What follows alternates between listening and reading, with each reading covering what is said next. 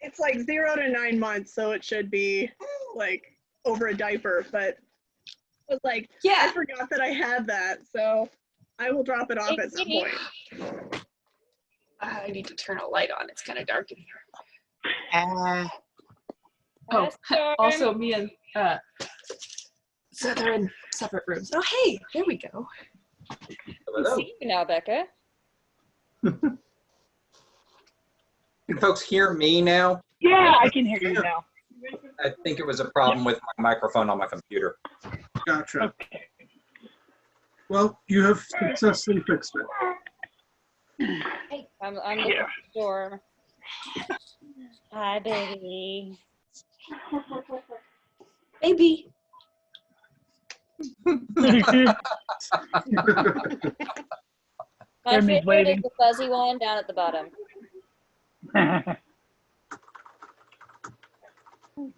No. I'm not sure where my baby cat is. She's around somewhere.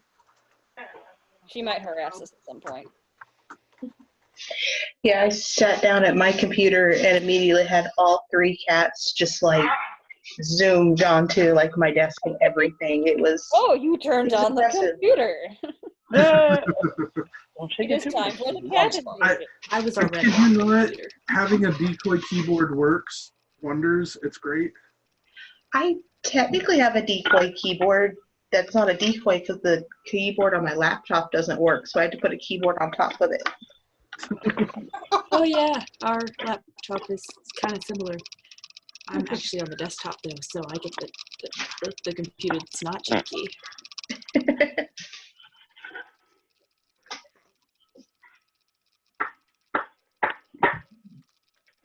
By the way, Jeffrey, did the contact info I gave you, did it work? Good question. I haven't checked back on my email yet. Okay. Let me check it now. And if he doesn't get back to you later in the week, let me know, and I'll try to get his phone number. He's juggling a lot of things. Granted, he's like a person for outside resources for the hospital. So, I can imagine how busy he must be. oh, good Christ. Yeah. Pardon my language.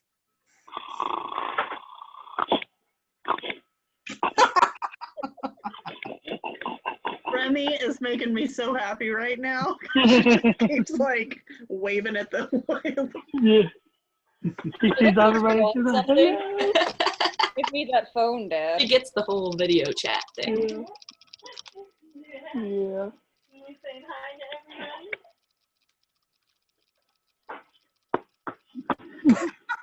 Ah, what are you doing? No, stop it. All right. Well, it looks like we've got several of us here. We've got 9 people joined on 10 people joined. 11? 10. I mean 11, because we're one. That's true. Cool. So just so everybody knows, the meeting is being recorded. That way we can post it onto the Facebook group later for anybody that isn't able to attend. Okay.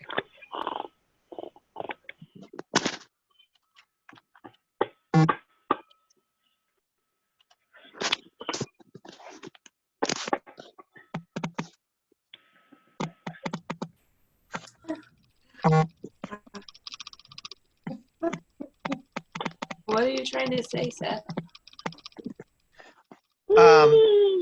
I'm complaining to myself about my microphone is all. Ah, I see. It is messing with it, and I'm trying to get it to not. So if anybody has microphone issues, feel free to use the chat, and we will try to keep that in mind for anybody who may be having technical issues.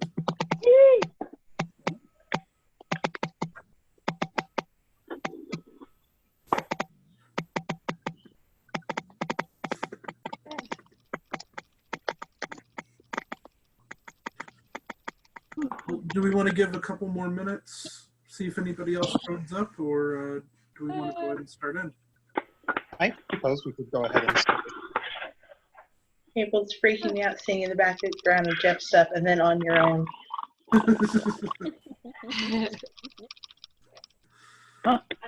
What it's like when worlds collide.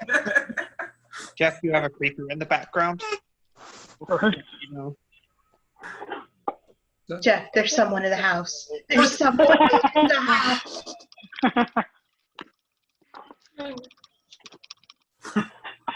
God, how weird would that be to be watching their video of them recording them sneaking? Oh man. Yeah. Behind you! Behind you!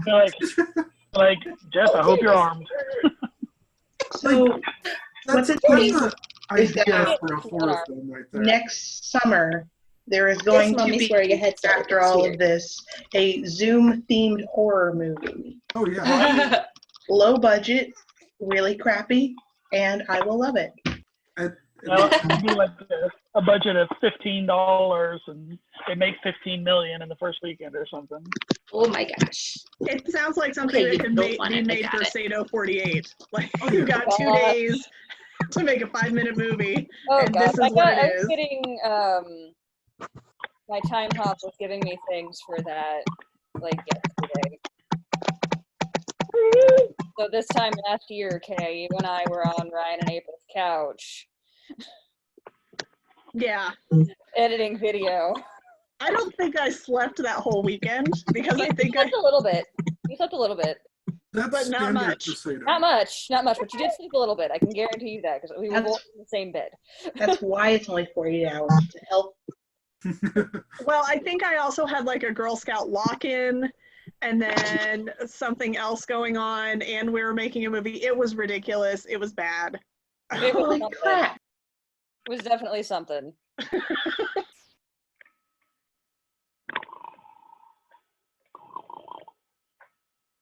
All right. Well, I am going to go ahead and start up the polls that we have for this, because I learned that you can put polls on Zoom. I see. Holy cow. I don't know how they're going to appear to everybody. This is the first time I'm using it.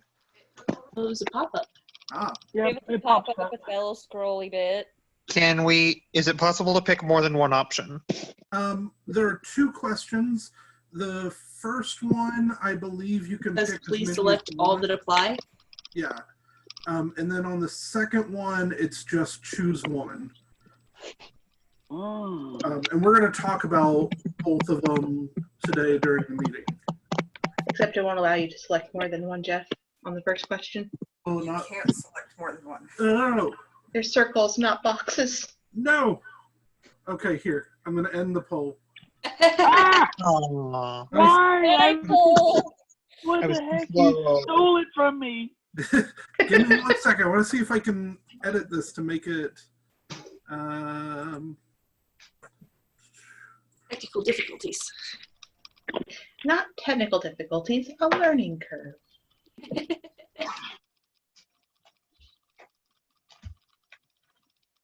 that's all I exist in these days is a learning curve.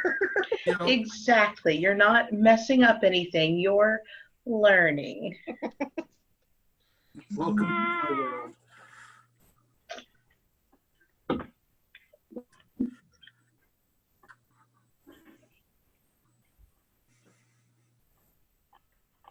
I don't think it's going to let me. So here, I'm just going to relaunch it and choose the one that you want the most. And if I can get it working to relaunch that first question, I will. Well, to be fair, there's also the second to last option of I want to participate in as many of these as I can. That's true. That is there.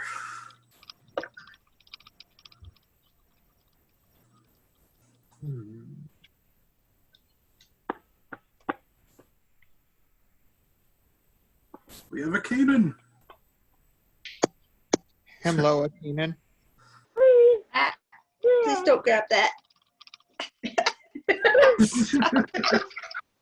Continue to grab That that. is not for you.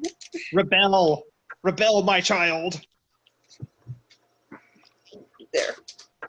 Now it's out of reach. Huh? Hey, Katie's here. Hey, how you doing?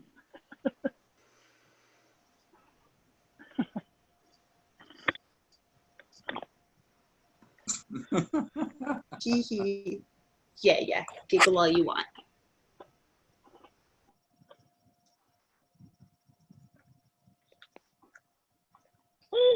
Yeah.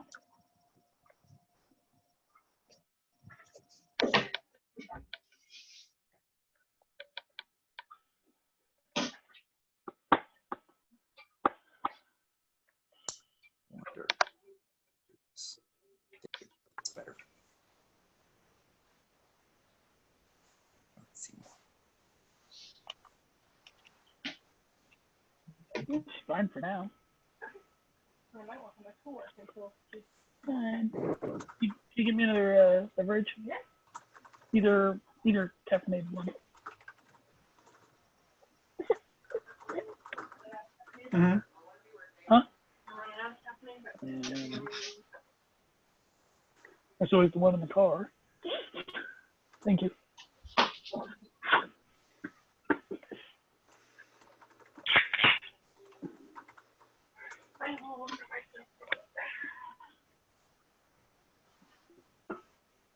I'm not sure, really. Besides polls, what else do we have on the docket for today? Well, we're talking about events. That's the main kind of thing. We're going to talk about Trying to keep up with things in spite of being stuck at home. yeah, we have some ideas for some events that we're wanting to try. Ryan has some. If I'll he's deal with able her, no to worries. join, he'll talk about it. Otherwise, we can give everybody kind of an idea of what he's looking at. Kay and I have been working on one, and Rick's been helping with it for another type of event that we were looking at. And then we wanted to talk about the camping event as well. And then we have just a few things that we wanted to get your guys' feelings on and whether or not you'd be interested in helping or what we can do. So.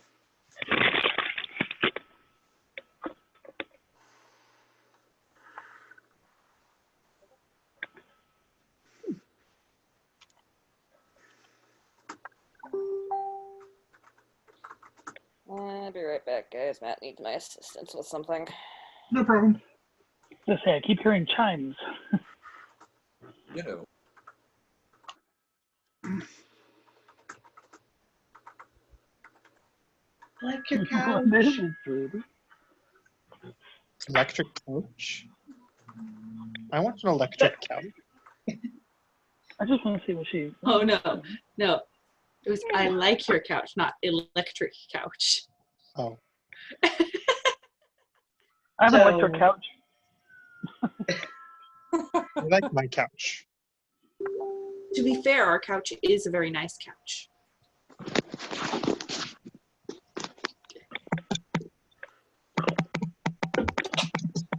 Well, I say nice couch. I mean comfortable couch. Fair. It is also a very old couch. We are getting some feedback. I'm getting some feedback. And Yeah, I don't I'm know. hearing that. So if Somebody you're typing. what? Somebody typing. Yeah. So if you're typing or doing anything, you might want to mute yourself until you're ready to talk. It's okay if you like. You can still unmute yourself to talk, and you could, But I noticed that too. Like when I was doing some meetings, like if you move papers or anything around your desk, it's going to get picked up. And so sometimes people think it's rude, but you can mute yourself until you need to talk. So it's not that we're not listening. I'm not listening. And then you can always use the space bar as a push-to-talk button. I'm not capable of listening, I think. Oh. Oh. She's like, So Jeff, did you want to talk about kind of the idea that you and I had? Yeah. Okay. I can start it out, and then you can jump in with anything that you want to add into it. Okay.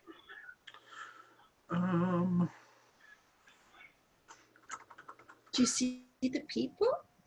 All right, so yeah. So I'm going to go ahead and end the poll so that we can see each other easily. So guys, part of what we've been trying to work on, and I know there hasn't been a whole lot of communication coming out from us, is how do we have events while we're dealing with what we're dealing with? Yeah.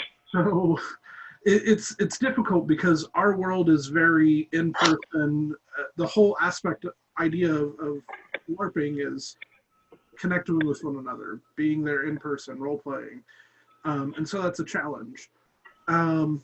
We are hesitant to kind of dive into character development stuff. So not putting your characters on hold, but we want to try to take this opportunity, maybe develop some of the stuff that's happened in the past, or to kind of play around with other characters in the world, or help build those role play skills. You're saying you want to try and build up the setting as opposed to individual plot lines, ideally. For the most part, yeah. Like, we're not completely removing the idea of individual plot lines, but I know, in my opinion, it's one of those things where we feel like it might not do your characters justice to not have the full capabilities of them. I don't know exactly how the other GMs feel, but that's kind of where I'm sitting on it. So we had a couple of ideas. One that Kay and I have been like diving deep into, and Kay's been really diving into it, is kind of the idea of a murder mystery type event, where we would use something like Zoom here to have characters that people would be playing, and we would do it all role play in these characters, but there'd be a couple of NPCs that might be running it. Think the idea of Clue. Somebody's died and we have to figure out which one of us was the murderer, type of thing. But we would kind of run it in a D&D sense, or a role play sense, tabletop sense, where like as we interact, if you discover something like, oh, you go look down the hall and you discover there's a locked door. Well, if you can find the key to that door, you can then open it. And then we would create a breakout room that you could then go to in this meeting. And then you could have interactions in there with other people. And like you'd be looking for clues through it, throughout it, to try to figure out who done it, type of thing. Okay, do you have other things on that you want to add in? This would be two parts. Jeff and I have been tossing around the idea of having like mini escape rooms, like during an event or during activities where, so this is a lot of us just figuring out how much time it takes to build one of those and how labor intensive it is for that. And then to see the interest, because we don't want to spend, 400 hours on something that only 2 people want to do. So, but this is a way for us to test kind of a mini version. The other thing is we wouldn't be playing our characters, we would be given a character. So this would be some practice to do some NPC work where you can start to get in the head of some other character and play something different than your, who you might play regularly. And sometimes that's really freeing to just get a list of something that like somebody else has created and go, okay, I got to play this type, I've just got to run with it. But really sticking to a character for a longer amount of time and staying in character the whole time. So that would be the 2 purposes, is to test out the mini game aspect and then to practice role play. Yeah, we would like to see this become something that, like, maybe at weekend events where there's an escape room type thing. Maybe it's a Desjardins camp that you have to get in and get out before they come back and kill you, type of thing. Or and so you're looking for information on what's going on. and that's kind of the inspiration of where we came from with this. What do you guys think? What are your thoughts? Words. I'm totally down for it. What? What's going on?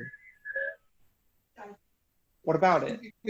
I think it could be interesting in the interim to have something where you're playing different characters, and then what comes out of that maybe passes along as information to the characters when we're in more traditional role play. That might be interesting. Possibly. Like, we were kind of, this specific one that we were thinking of could involve some NPCs that you guys are familiar with or know of. Like in the coronation event where Lady Elena had gotten her new title, you guys met a lot of different houses there at that event. You never know, maybe one or two of those houses might show up in this type of thing, so that people might get to play them or get to experience a little bit of that that group.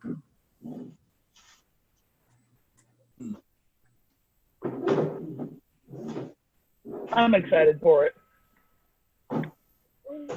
Okay. Sounds cool.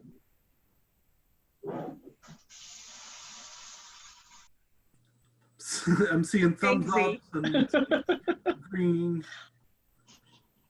Anybody have any questions about it or things that like you're not sure how that would work?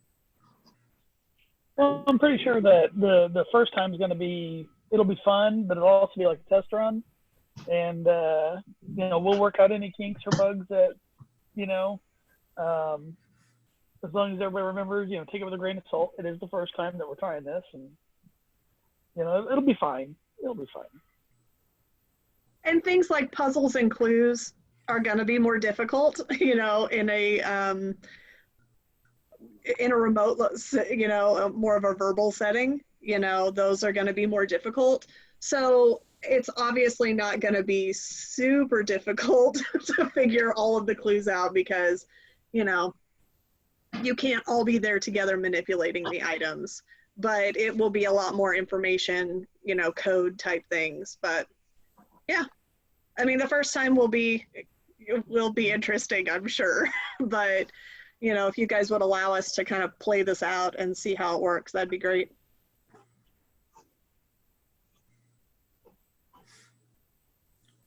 So overall, if we were to say who wants to do it, not knowing what time or how quick we'd be able to get it up and going, how many of you guys would say, yeah, you would participate? Right. It always depends for me on whether or not it falls on a hospital work. Of course. That's the only limit. Yeah, we're taking that into consideration. I know several of you guys are considered essential workers and are still working your day jobs, if not even more than normal.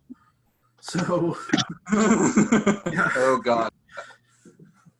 I think I am like the least essential worker that there could possibly be. We needed to put some stuff in the washer like right now.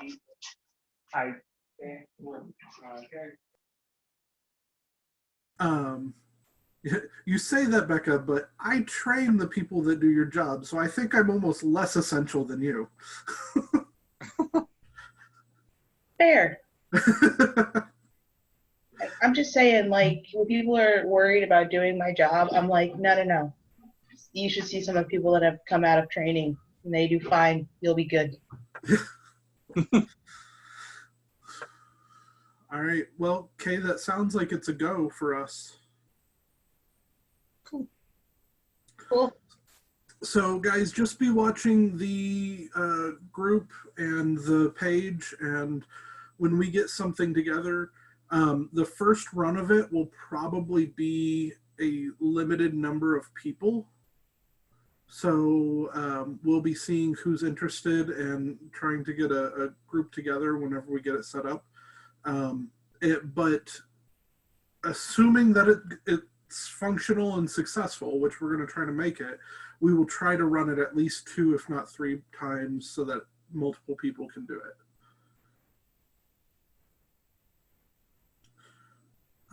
We're trying to figure out how you could play it multiple times but still not know who the killer is. Yeah, So, have it be different every time. slightly different. So Random killer, man. Do you have games that you're kind of guiding this from? A little bit. Kay and I are pretty big into game theory, and so we pull from a lot of different things as inspiration, but there's not like one thing that is the basis. I was asking because I have a good friend who's a tabletop game designer, and he's seen a lot of other stuff. I'm trying to remember the name of the game system he works with, but he talks a lot about some Sherlock Holmes tabletop games that he's seen and other things that will provide little clues and set you along a path. Yeah. I don't know. Just thinking about things that might be resources. Yeah. yeah, if you've got any, let us know, because we've been playing around with different ideas and figuring out how to streamline it so it doesn't take, like I said, 400 hours to do each one. So we can kind of come up with more of a process for it. But we found a couple video series that, a guy who created an escape room in a library. So that was pretty cool. But if you have other resources, let us know.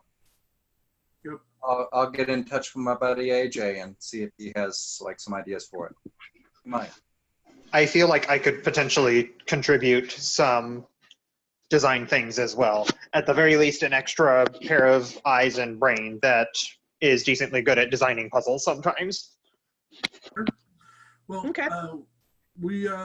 We're going to be working out some of the kinks in it here soon, so we'll keep everybody informed. Well, Ryan hasn't joined the meeting as of yet, so should we go ahead and give everybody an idea of what he's been working on? I mean, I could yell at him, but That's okay. yeah, probably not a great idea right now. I assume that he's working on something or in the middle of something. So Ryan has been writing and working on some more historical or world building types of role play events. It's been a focus on things that have happened in history,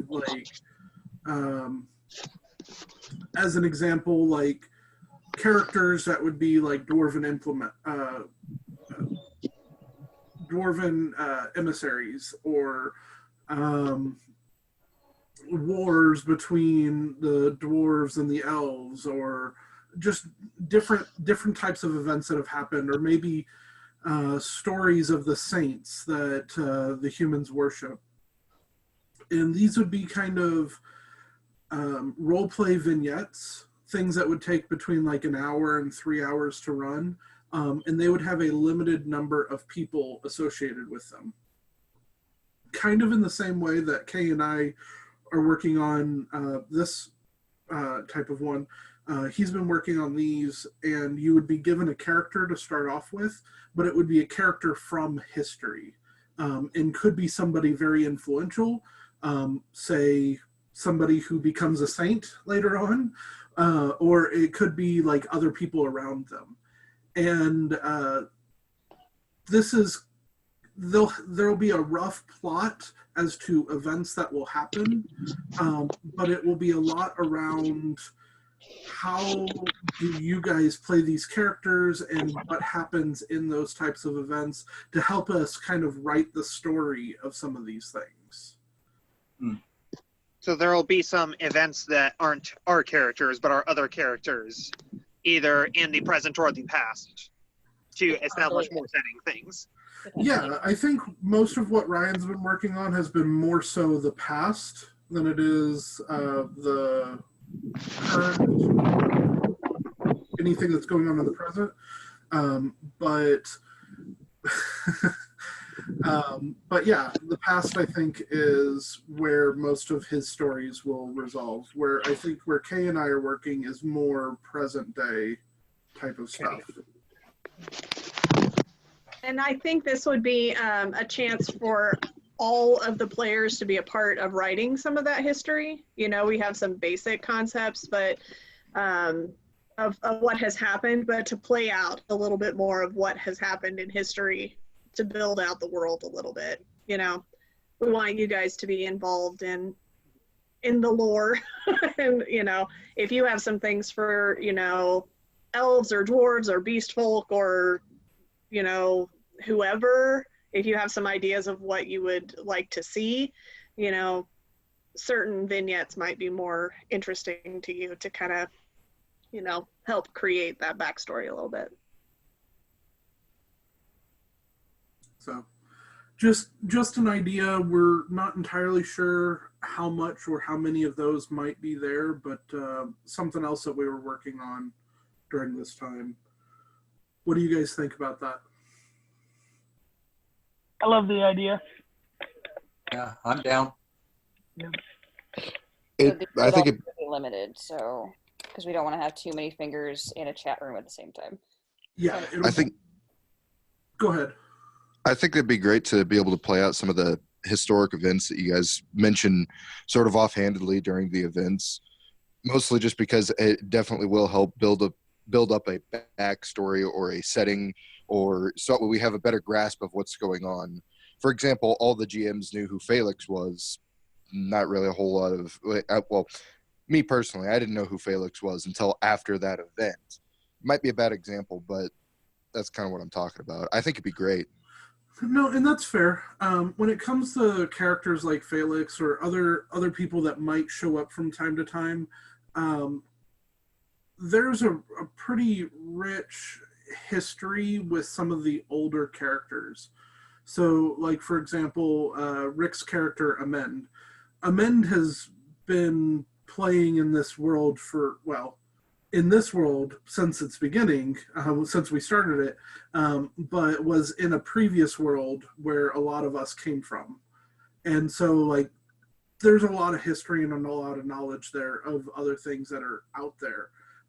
And that's some of those things where we're trying to bring them into the events as we do, as those things come up. Feel free, if you ever run into one of those things as a character, grab one of those other characters and ask them, like, who is that? How do you know them? Like, yeah, Mendel will be happy to share it with you. He'll only charge you, half price.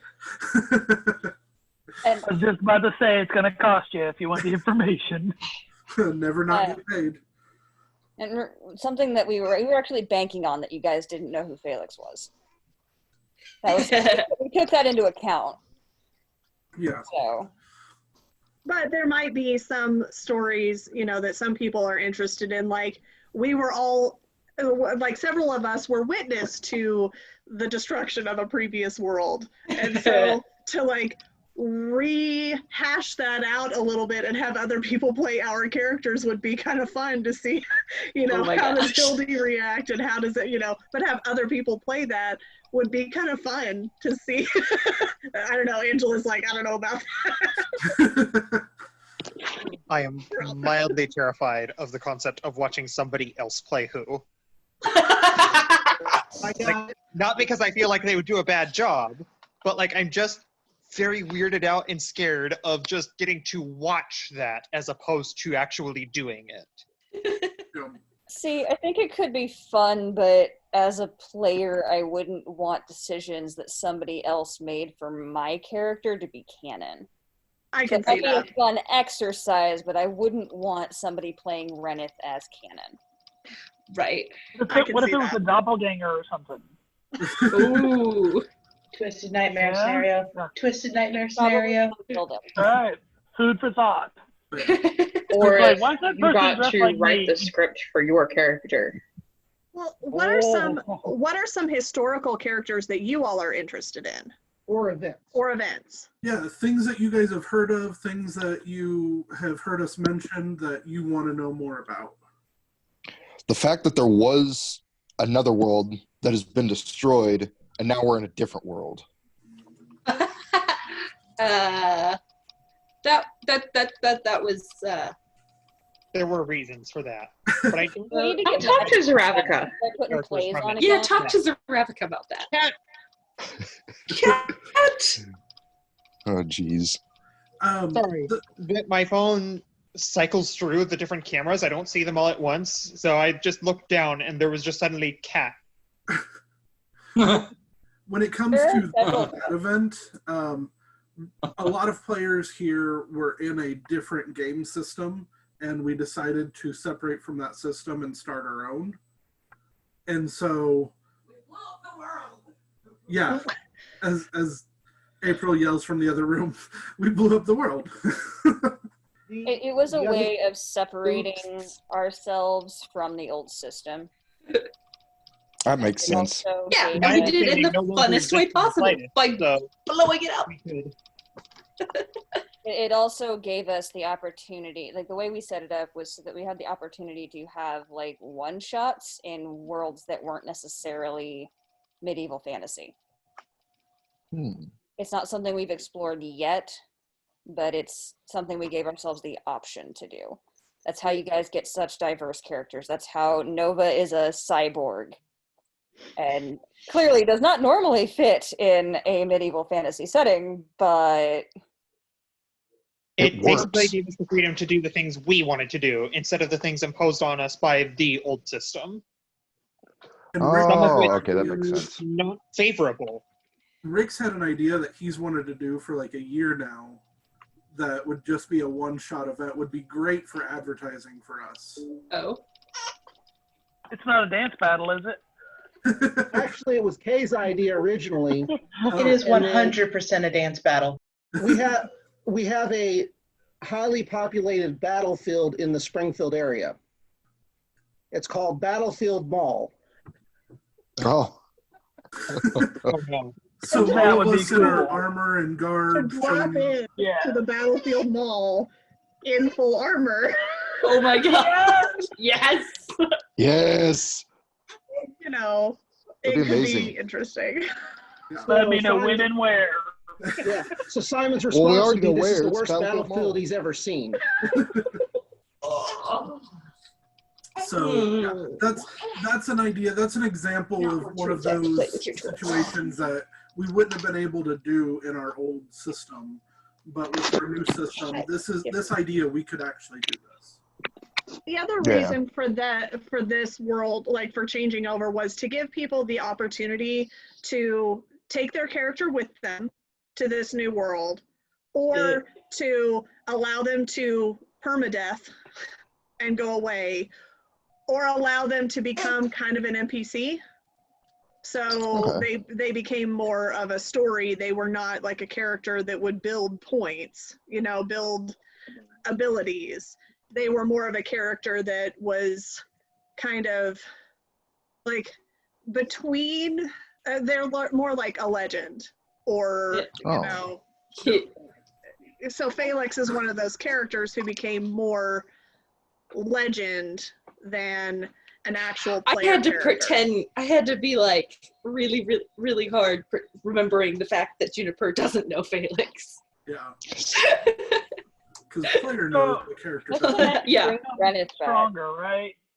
Like if someone of that caliber, they can't become more strong, right? They just kind of. Well, they get NPC powers. Yeah, at this point, whenever they come into this world, they're an NPC, and that means that they have the skill level that we need them to have for what they're doing. One thing I can say though, just interacting with Felix the short time that I did, it definitely did seem that there was a lot more story to him just by looking at him and what equipment he had. Like I tried to use Intimidate, and he had a ring that made him resist Intimidate, and I was able to. And yeah, it definitely seemed like that character was steeped in backstory, and I like that a lot. Oh yeah. Yeah.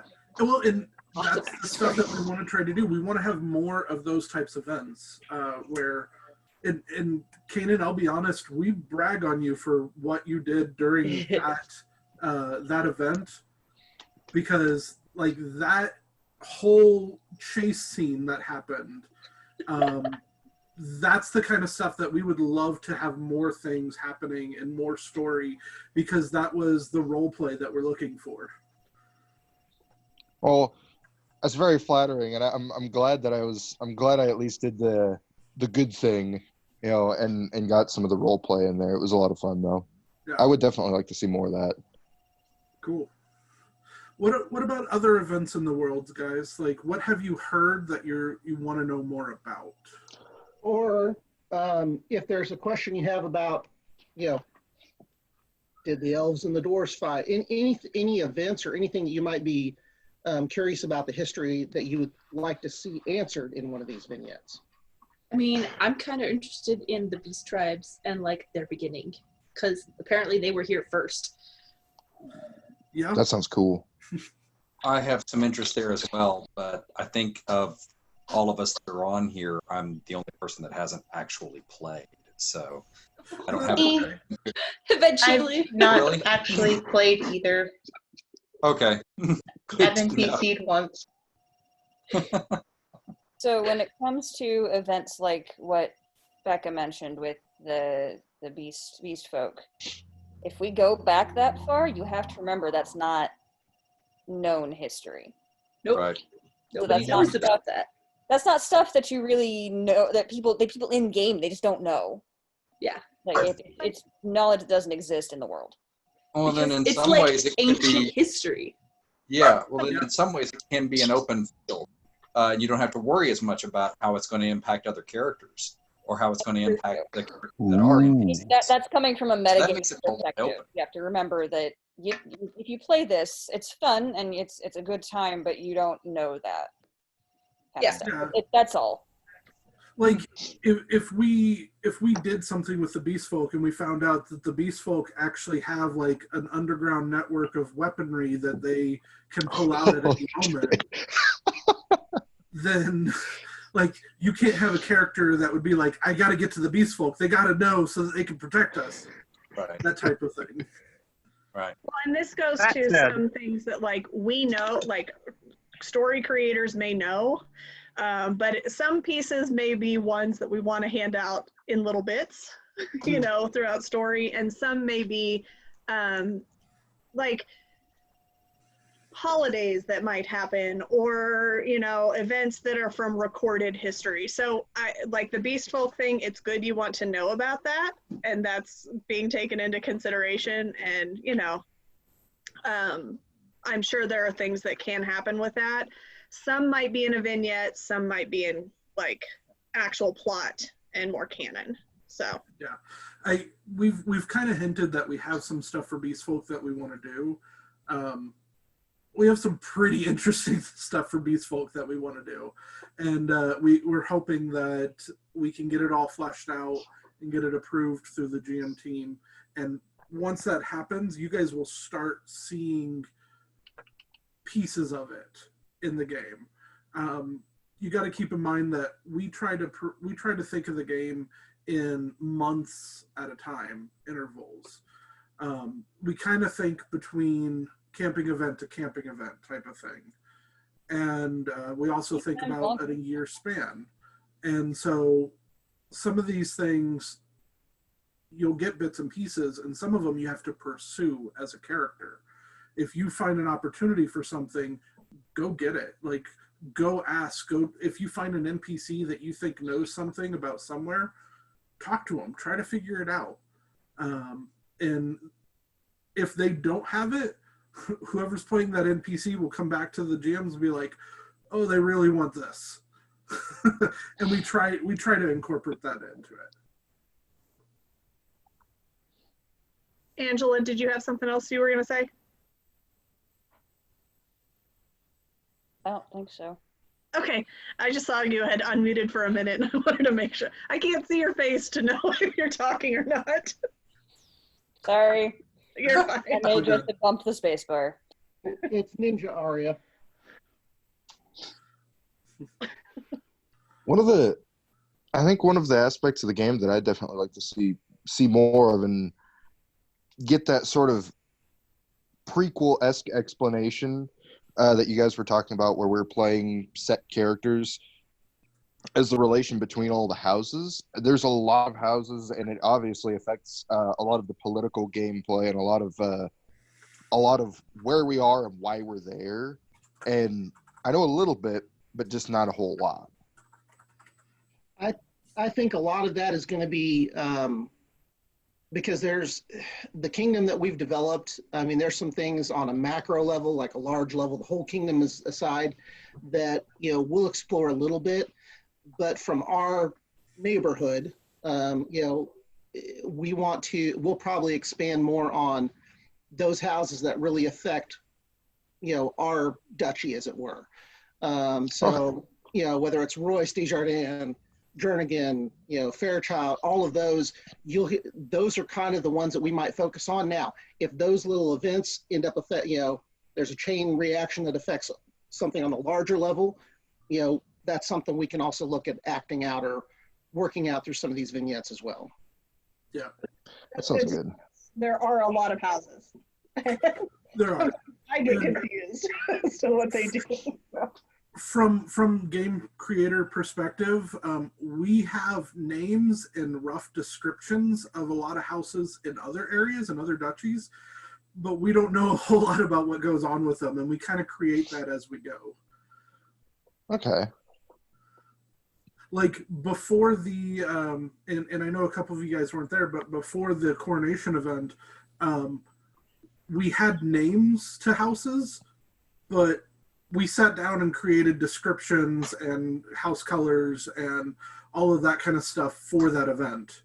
So the fact that it feels like there's a crap ton of stuff going on in the background means that we're doing it well. Oh, okay. When in I like that a reality, lot, we don't actually know all that much yet. But we could. stuff That we is do something we for could me. develop while we're off season. Well, and we are working to develop that, but a lot of it, you know, we wanted to make sure it was it felt fluid and it felt natural for the players at the coronation event. But I mean, historically, if you were a serf on a noble's land, anything outside of that noble's land, you just didn't hear about. You didn't know about. As far as you were concerned with just your job and what your particular direct noble was doing. Realistically, yeah, probably. But it could also be fun to just play around with, like, okay, so this house doesn't like this house, and we know it's for like a general reason, you know, and play that out, and then let that story develop. Random feud. Random feud. At some point, some of that's not gonna matter, you know. There's gonna be feuds like that, and even if something comes out and it's canon, that doesn't mean that's what's going to be said anyway. So, Right. you know. And that's something to keep in mind about these vignettes. If we're able to get them off the ground and running, what happens in them is may or may not be the exact thing that gets written down as canon. Depending on the situation, we have to keep in mind that we can't, like, oh, all of a sudden this house just has millions of dollars worth of, I don't know, some resource just stored away for no reason. Well, now that's Wheatgrass. our economy. History is written by the victors, and these vignettes are probably going to be very disconnected from what is going to be recent. So it makes sense that no matter what happens in these vignettes, they could be anywhere at the current timeline, right? Yeah, they could. I dig it. It's almost like these vignettes are going to be like a giant history book, pretty much. Yeah. Exactly. And it's going to be, I mean, in some ways, it's going to be like the story behind the story. You know, you historically hear about this saint, and this is what they did, but you hear, this is why they're considered a saint, or maybe this is what everyone's been told as to why they're a saint. And there's huge differences between all of that and how it actually happened and what it looked like to, say, their closest friends. Right. So it could seem like, using a Firefly reference, like Janestown. Hey. Or the development of the model of the DNA double helix, which was attributed to Watson and Crick for so long. Still, Dang. I swear to God, if anyone mentions Tesla, You just did. Tesla. if anyone else does, Are there any other, like, any of the races that you're interested in, or like locations? I am personally interested on what the state of vampirism is, because we've had a couple of vampire characters, both in person as player characters and a few implied off screen. And I am planning a vampire character who has lived there for a significant amount of time, although he did not gain his vampirism on Austral. So that's a thing that I think could stand to be developed a little more that we just haven't really looked at in a long time. Okay. Yeah, that's something we could explore. I know as of right now, the only native, and I don't know if they're technically native or not, original vampires we had are the Alexandra's family. I lost the last name now. I don't remember. Was it Stenstrom? Chambers, yeah. The Chambers. Chambers. It's not Chambers. Yeah. Yeah. House Chambers is the only what I consider native vampires that have been explored in this world as of yet.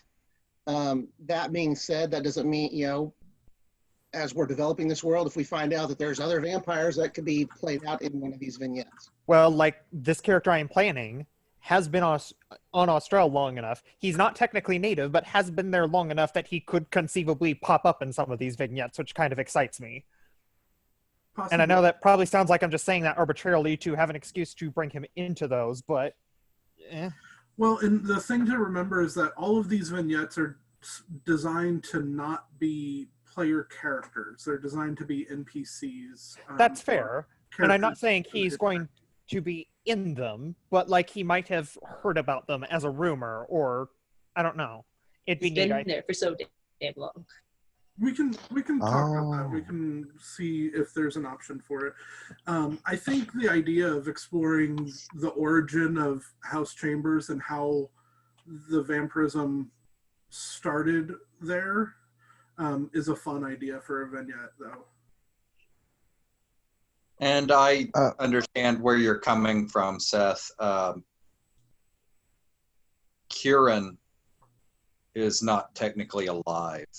Kieran's a golem. So every version of Kieran that you meet could have been the same body that had been around for centuries. My original concept of the character is he dates back to 3000 BC. So different characters with different names, but some similar personality traits could have experienced a lot of different worlds.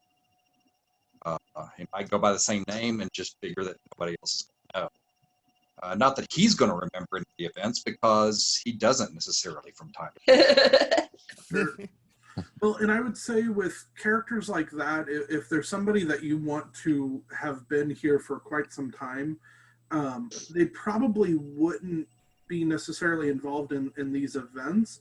They may have been in other worlds for years. If They they're were somewhere else. Or just in other parts of the world, even.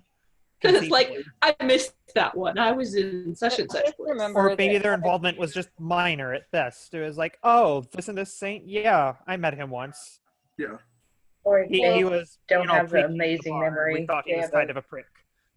They have a normal memory, because, like, let's be honest, what do you remember from 25 years ago? Yeah. Yeah. Somebody was More than actually. you would think, actually, but yeah, point taken. Yeah, but it's still one of those things where it's like what someone else remembers from a certain stage, or someone considers important, your character might not have thought of it as even something to take note of until later on when someone's like, don't you remember you killed whatever? For me, that was a Tuesday. Yeah. Angela, what were you trying to say? That when you're trying to plan really old characters, that's something that you really need to discuss with the GMs, like for exactly the reasons that you're bringing up right now. Well, I mean, I did put it in the forum, but haven't had a chance to actually sit down and talk about it since then. And that's fine. There's been a lot of stuff going on, and so if anybody has put things in, and I know that a few people have created characters and stuff that we haven't necessarily gotten to, things been crazy. Like, other than what's going on outside, that's putting a lot of strain on everybody, and so life has been difficult for a lot of people. So we will get to everything eventually, and sit down and talk about those things.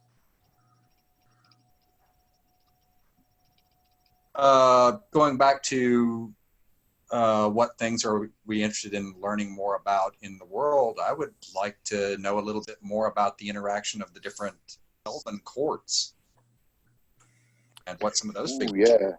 Yeah, that's another one that's kind of important. I have to be careful. The baby is asleep. Slept, babe. All right. So far, guys, I've been writing down all the things you've been throwing out, so that way we have a list of them. We can kind of go back and whatever people are interested in, we want to try to work with those. So. Do I need to state the obvious as to what I'm interested in? I'm going to guess something about farming. Oh, yeah. Let me guess. They're 4 feet tall and have beards. I want to grow a bigger beard. I want to You have to imagine, though. Yeah. You have to imagine that some dwarf has written a book in all seriousness titled "How to Grow a Better Beard." I would read that book. It's called Bitchin' Beards. There was a canon event that we had in our old system where we went to another colony, and it was supposed to be like a float trip thing, but it wound up being a really terrible event. Oh, why'd you have to bring that up? Well, I bring it up because I wore like a bathing suit, but I wore my beard in the river, in the creek or whatever. And at the end of where we were, my beard had gone from like here to here because it was wet. And I kept telling people that when I got back that, you know, oh, this river's got magic tonic in it. It makes your beard grow longer.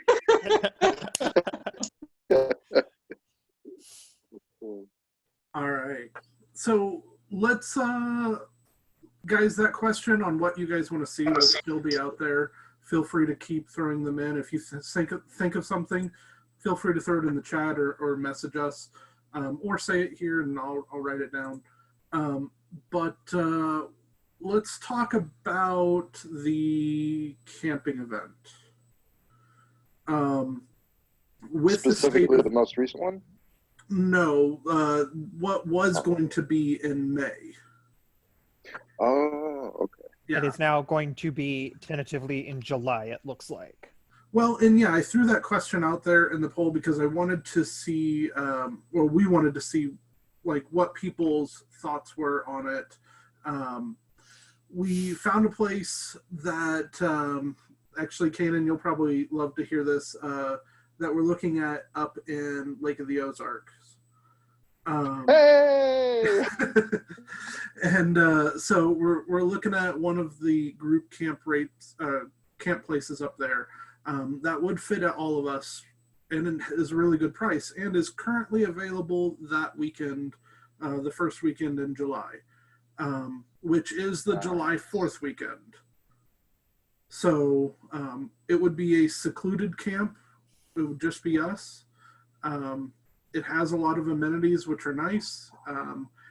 The one big thing I know that I'm worried about, that I know some of the other GMs are worried about, which is weather. It's usually pretty warm in July.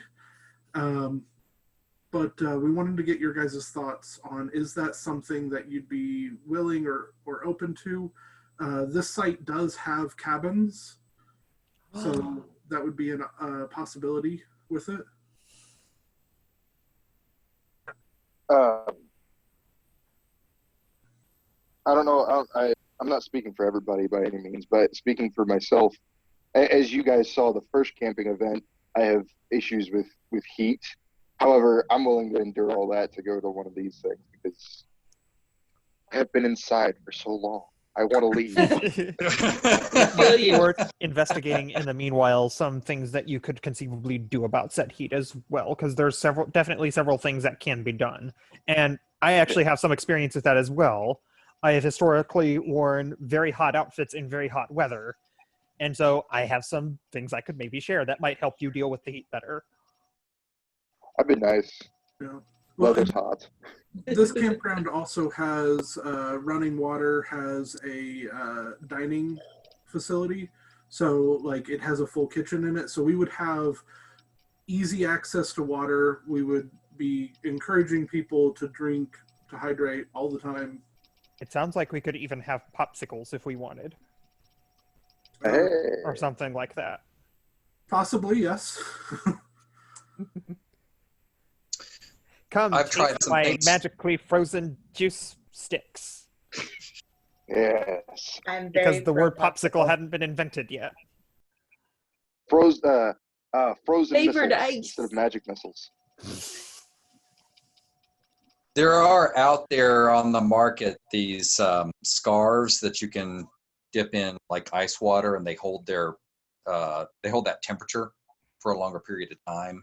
You can wear them like around your neck or around your head or whatever. They have some kind of crystals or something in them that help to hold that temperature. The I've tried biggest them thing- occasionally. I have one. The biggest thing I can You have suggest one? offhand is try your very best to get a linen shirt if you can. Yeah. I'll certainly Because try.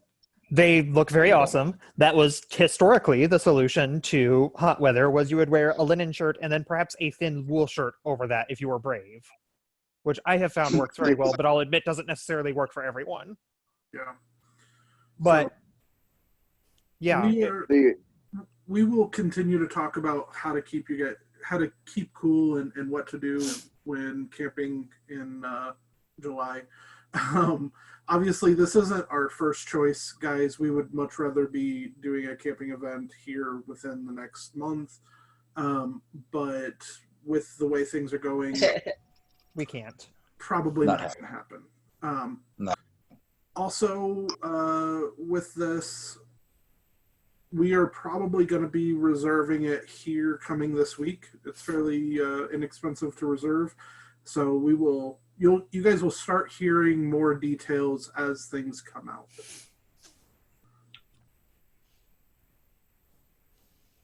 Do you have any questions about it or anything that you guys would like to know? Just out of curiosity, just because I'm up in this area, it's not Ha Tonka, is it? Or no. Oh, okay. Ooh, then it's going to be new. Here in Missouri, it does get pretty warm, but your biggest enemy is not the raw heat, but the humidity, which is why we recommend linen. It'll act a little bit like Under Armour does. Or heck, if you have some high-quality Under Armour that's appropriate for hot weather, you can try that as well. But I like linen for the more Can we fantasy aesthetic behind have a it. discussion at a time Yeah. when we're discussing events? Yeah. Or with each other separately? The other thing, Get back on topic. yeah, the other thing is the date going to be an issue? I think that was one of the other concerns. Since it is a holiday weekend, just making sure that that's, something that you could conceivably do and it's not interfering with like major plans. So. I mean, the most I would do is eat food and watch fireworks. At your parents' house. Yeah. Which From we what would I hear, fireworks. We'll be living there anyway, so that's not particularly special anymore by that point. Yeah, again, it's just myself, but I don't think me or any of the group that I usually bring along with me would have an issue with that particular date.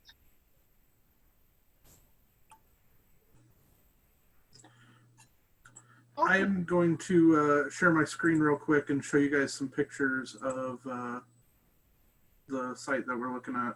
Ooh. Can you guys see those? Yes, I can. Oh, that's fun. Nice. That's awesome. Can you enlarge this top middle one for me, please? No, That one. they're embedded into the page. Rude. That's Okay. fun. Can you right click and like inspect and or there you go. Let me try that. Make it bigger. Watch it's There still we teeny go. tiny. There we Much go. better. I can see that firing a little bit better. That's Got a a cool question. firing. Look at that. That's nice. Is that a commercial kitchen, and does someone need to be licensed to use it? I was gonna say those people don't look licensing- excited at all. Licensing is not necessary, but it is a kitchen that we would have at our disposal. I have the certification for that, Oh, no matter what, and I will have that weekend off. So Heck yeah. Would it be? I would assume it would be falling on a Saturday or a Sunday. Oh wait, no, it's camping event, so yeah, it'd be on a Saturday, right? Yeah, Over a Friday, weekend, Sunday. yeah. Friday, Saturday, Sunday. Nice. Perfect. Fireplace. So it's kind of nice from what we've been seeing. I think Rick had said that he had been up to some of those camps. Let me see. I'll bring up the map. This is Camp Redbud. Yeah. It's sideways, but that's the camp. No. It's not sideways. The upper Everyone edge is just turns. west instead of north. As everybody rotates their head to look at it. I didn't rotate my head. I would agree with you, Seth, except for the words are vertical instead of horizontal. That sounds like a you problem. That in the north is pointing east. That's racist. Well, yeah, that's what I was saying. It's normal. It's except that west is pointing up instead of to the left like it normally does. Just rotate your monitor, you'll be fine. It's enough.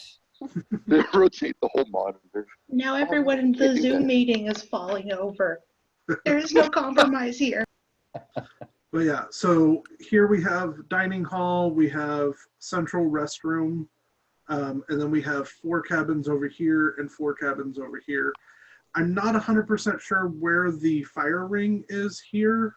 I would guess between the restroom and the dining hall, or in the Possibly. playroom. It could It just kinda be, look like- there could be one in both of them too. Yeah, it's probably in the center area Um, with the cabins. A Yeah. question. How dense is the surrounding forest? Like, are there paths going through it, or is it just dense trees?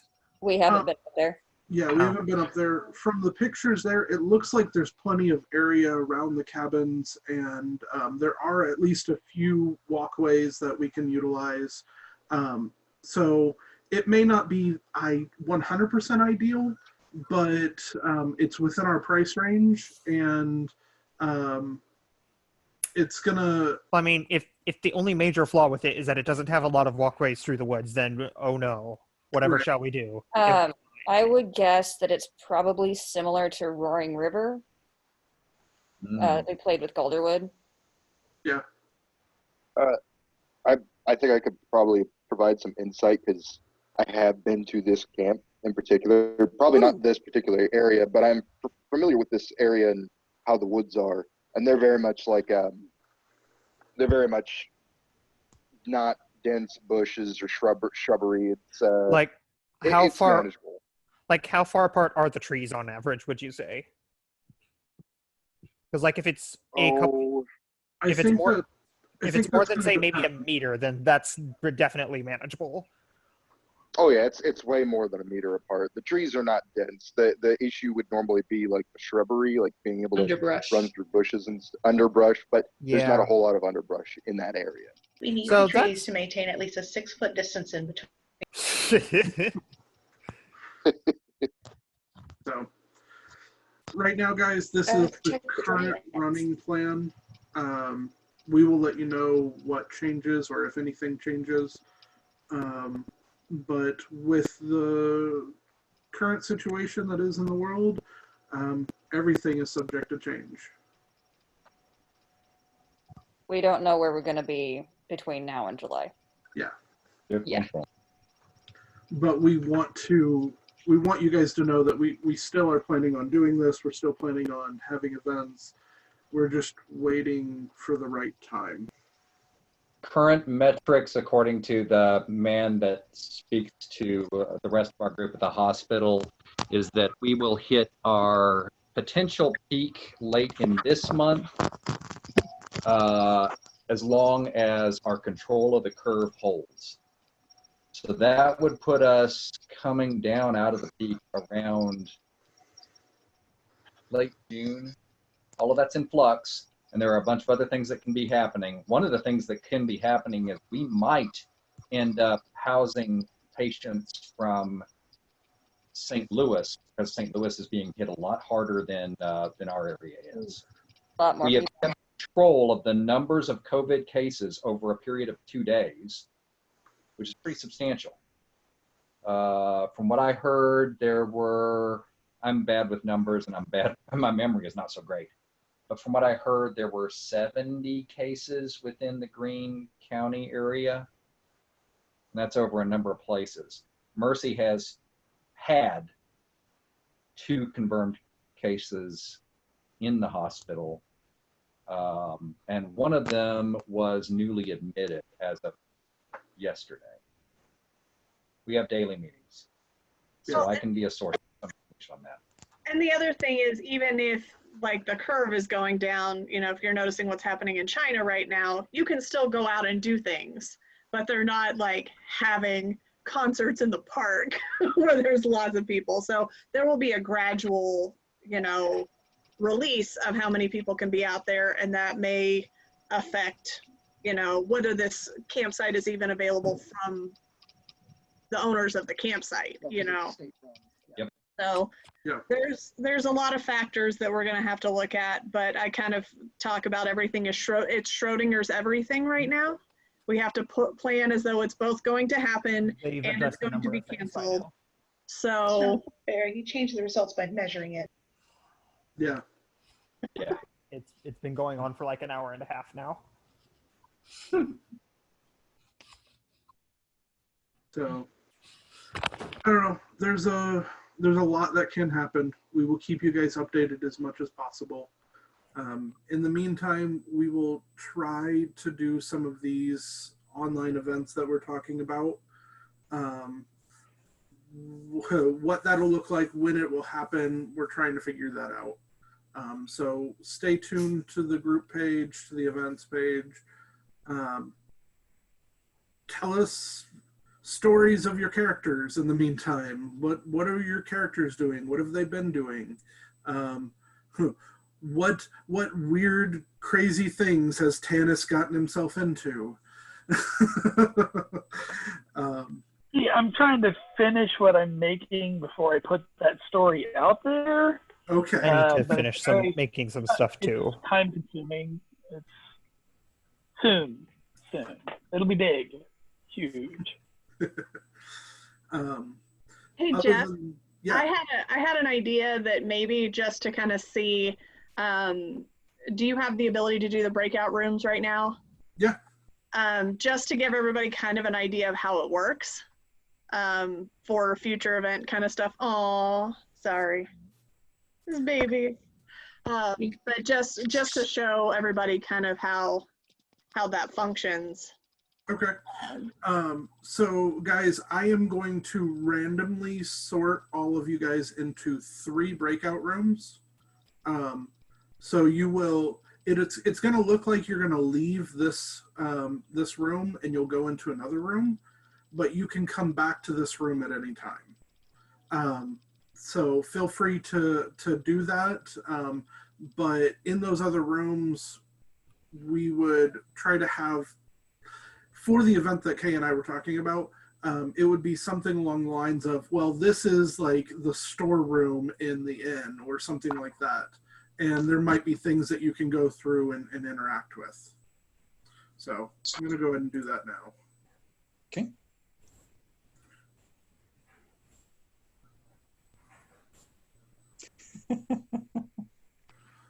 Okay. Oh, Everybody wait. has been invited to a room.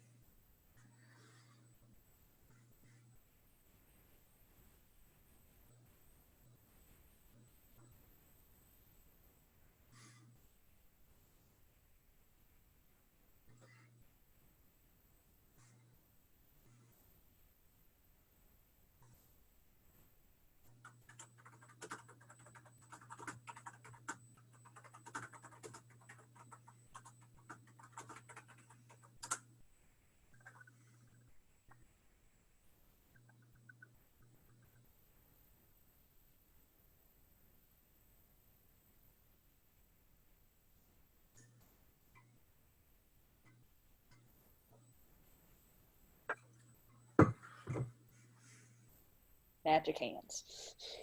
This meeting is being recorded. That's what it told me when I got back. Did it say that whenever you guys entered it? Yeah. I'm back. Okay. I am also back. We can So, see that. the way that those work, you guys can move in between this room and that room. You can go back and forth. I see. But if you wanted to go into a different room, you would have to request it. Okay, I'm going to go back and tell them so. Okay.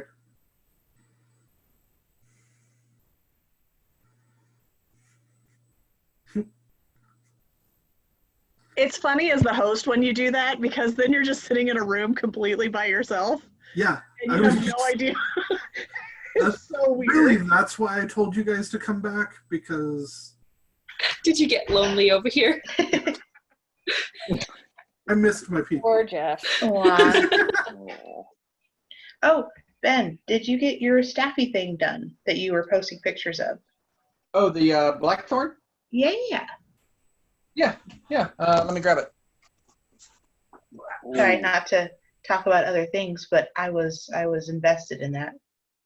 Oh, wow. Hang on. Let's get this where I could see. Oh my goodness. Oh wow.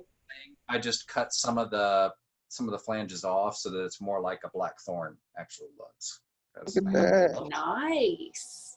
That is So- so cool. What is the purpose of the different breakout rooms?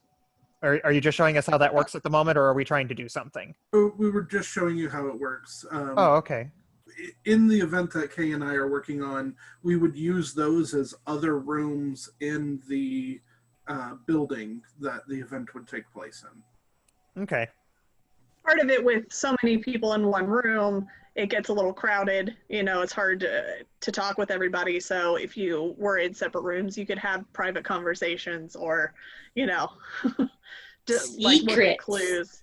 Secrets. For that matter, a little more immediately speaking, very often in social sessions we will break into smaller groups to discuss slightly more personal things with particular GMs. And it occurs to me that this breakout room is a good way to do that as well.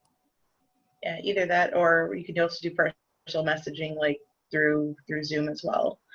Mm-hmm. And when it comes down to it, after we're done with everything, if people have specific things that they want to talk about with the GMs, we're here, and if any of us are able to stick around a little longer, we can certainly talk to you about it. Well, Cool. I, for one, apparently need to discuss my vampire character. Okay. Well, we have one more topic, I believe, to talk about that was on the docket, and then if we have other things that the GMs have thought of that we need to discuss, we'll touch on those, and then we'll move into that stuff. Okay. So one of the things that Ryan was pretty passionate about the last time that the GMs met, and I think was a good idea, and we're all kind of in that same boat. We were looking for ways that we could help give back and help out with the community, specifically like the hospitals and things like that, in trying to see if there was anything that we could help make or help craft or something, as in like personal protective equipment or stuff like that. We reached out to Ben and asked him if he had any contacts that we could reach out to see what was needed or things like that. And we wanted to know what you guys thought of that idea as a group trying to help make these things. Do you have any thing that you would like to try to do? Anybody really good at sewing that really wants to help sew some masks, that kind of stuff? I have tools and materials to sew approximately 10 of the face masks. And so I am prepared to do that. I just need to get around to actually doing it. And on the face masks, what I can tell you, folks, is the ones that are being donated are, for the most part, being given to coworkers to use outside of the hospital. They unfortunately cannot be used inside of it. That's above my pay grade to understand. I don't know. It's not kosher. We get it. Yeah. Yeah, basically. Because they're not sterile. Well, yeah, there's that. I know because they're not reusable necessarily, and they're not necessarily up to spec. Right. From my husband's perspective, since he doesn't work directly with patients most of the time, because he's in IT, when he's sitting at his desk, he's allowed to wear a cloth mask. But if he ever has to go into any of the rooms, he has to put on all the other gear. Stuff, yeah. We are also allowed to wear a cloth mask and then wear a paper mask over it.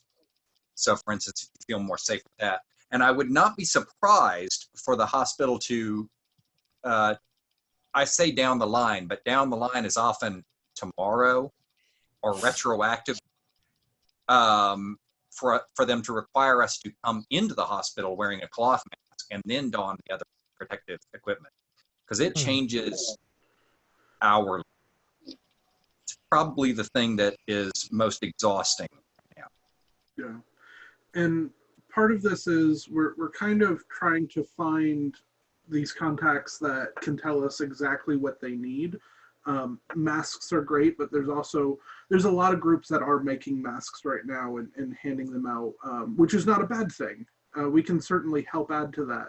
But if there's another need that we might be able to help support with that's just not getting the popularity like that, then maybe we can help support in that way too. Right. So as of this moment, we haven't gotten back, nobody's gotten back to us as to what the needs are. But we're trying to reach out and find out what can we do. So just throwing that out there to you guys. What are your thoughts? What comes to mind? Let me say, go ahead. If I may propose, in order to tie this endeavor to the game and its community a little bit better, is it possible that people who participate in this effort could get a small number of civil service points, perhaps? So that's something that we've discussed, and we would probably give something for anything that you donate to anything that we're doing.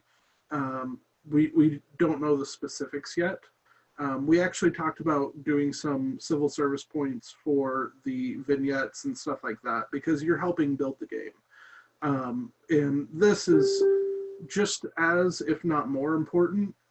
So because it's an official thing that we're doing as a group, yeah, I and the other GMs can chime in here. I think that's something reasonable that will probably be part of it. We don't have any specifics right now, but it is something we discussed. So. Yeah.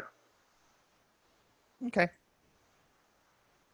And just speaking for all the hospital and everything, I appreciate anything that you try to do. Truly. A lot of us have been touched by how much community in general is trying to help out. I mean that. Well, I mean, people are putting their lives in the front line, and the least we can do is try to make it easier. I will also let you guys know of an opportunity just because I work for them, but like the Girl Scouts have something called Eat, Care, Share. Mm-hmm. And the cookie sale is still going on, but you can donate those cookies and have them sent to, some people have had them sent to hospitals or frontline workers. So that's just, I mean, who doesn't love a Thin Mint or another kind of Girl Scout cookie, but it's free shipping right now. So, sometimes that may be all you need is to get a cookie at the end of the day. In other words, Tiny morale give boost. me money to send a healthcare worker some Girl Scout crack. So I think it's through this week. So, if that's something that would help, that's an availability. But I think there are several other things that you can do for,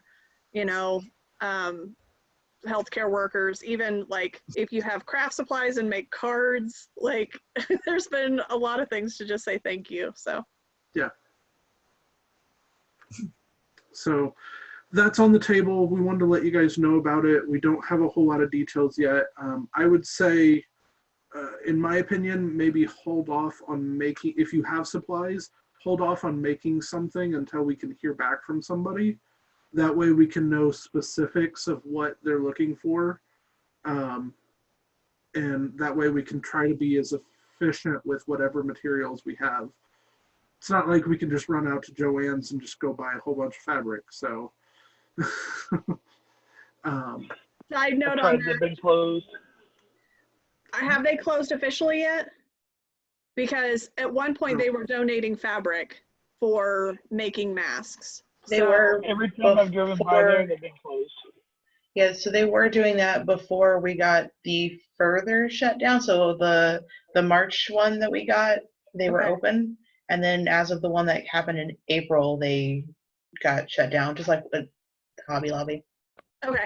I wasn't sure because it seemed like somebody also said that they would deliver your stuff curbside. So that might be a thing. I mean, I know you can still get fabric at like Walmart, but it's Walmart quality fabric. So, and we'll see with all the details with this stuff, guys. Like I said, if you have stuff that you want to donate, or time, materials, things like that, set it aside for just a little bit. We're trying to reach out to people and get some information, and they're busy. They have a whole bunch of stuff going on, so we're not going to necessarily rush them. But as soon as they do get back to us, we'll let you guys know so that we can figure out what we can do to help.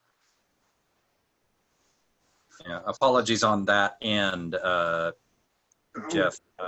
The fellow whose contact I sent you is interacting with everyone. Yeah,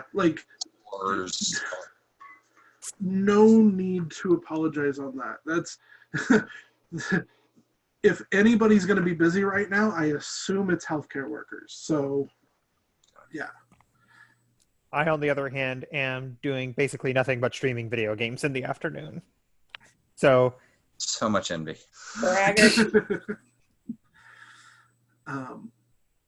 if anybody has ideas or access to things, if you want to shoot a message over to the GMs to let us know stuff that you have available or things that you want to do, shoot us a message. that way we can kind of have an idea as we go into these conversations of what we might be able to help with. Obviously, I know most of us don't have access to 3D printers, so there's a lot of stuff that we can't do there. But anything that we can do, we want to try to be available for it. It's interesting that you brought up 3D printers, because one of the things that some of my other coworkers have been spreading around is they've been making these kind of the braces to Little hold mousy things on the back to save your ears. Yeah, I believe exactly. you can really, make. to be really an irritant. I believe you can make something similar by taking a headband and sewing 2 buttons on it as well, right? Yeah, you can. And that I can't imagine would have to meet any particular specifications. It's just a headband to hold the mask on. Pretty So, much. like, if you have some nice knit fabric that'll stretch and fit and a bunch of buttons, then make headbands, put buttons on them. Yeah.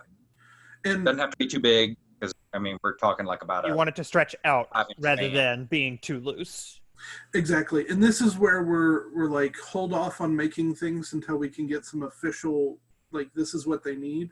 Because if they have 10,000 masks and more than they need, well, then we shouldn't put our resources into that. We should find something that will help. And so, yeah, gather up supplies, gather up stuff, send us a message on just what you're able to do. And guys, if you can't, that's okay. There's a lot going on, and not to mention physically struggling with things, but there's a lot of emotional and mental challenges going on right now too. And if you can't, that's all right. I do have something to say on the creating supplies for hospital workers and healthcare workers. I know that a lot of brewing companies that brew all sorts of different alcohol. Like, for example, we have our Osage distilleries that's here at Lake of the Ozarks. They've started making hand sanitizer and handing it out to local businesses and whatnot. I'm not sure if there's anything like that in Springfield, but you could try to reach out to a local distillery that's in your guys' area, and that might be possibly something that could be done as well. So, and let me say on a personal level that the breweries are really valuable. As we all as they have our own typically- ways of coping. Do we need to just send you some booze? Yes. Yes. Excuse me, some I would hand accept sanitizer, quote unquote. Yes, it's fine. Yes. Like, don't drink this. This is hand sanitizer, not moonshine.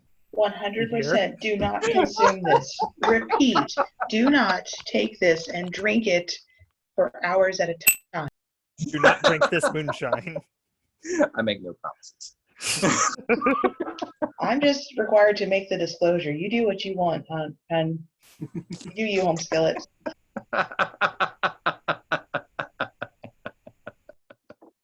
all right. Do any of the GMs have anything else? Angela, yeah. I'm going to officially unmute myself for this because I'm probably going to have to talk a lot. There is a thing that has been in the works for quite some time now, and I know some of you have been excited for this. I'm going to hold up this little guy. Hopefully it'll, like, show you. It's a cone. It is a flask, sir. Oh! It's a tiny flask. This is an It's abundant so chemical cute. material. It also comes in green. Oh, I know what it is. Oh, And I dropped the blue one on the floor. There it is. Okay. holy crap! I know exactly what these are. Our metal or ore. Yeah, they're so cute. Okay. I'm These hoping are they, like, crafting actually- components, right? Yep. These are the new crafting components. Okay. Little ores. They now have a little shape and a little color to tell you what type and rarity it is. So this is a Oh, leaf. what are those? Oh, it's a leaf. Is a leaf. Here, I'll set up so you can kind of see them better against the dark.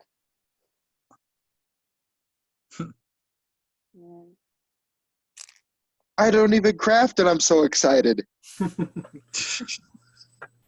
We've got a good friend of ours that we are paying to print these out for us. Oh, it's an animal material. I can't see that one. We can play Blue's Clues now.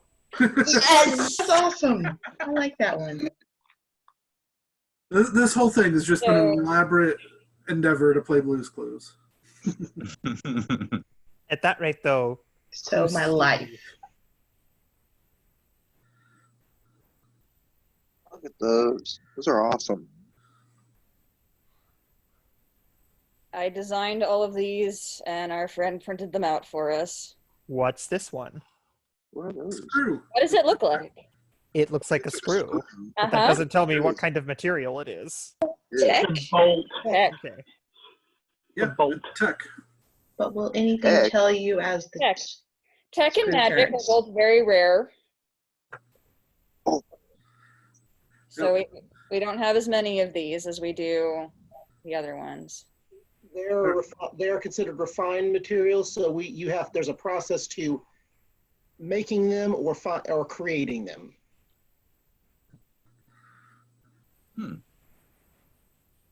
Magic. And those are the magical refined materials, it looks like.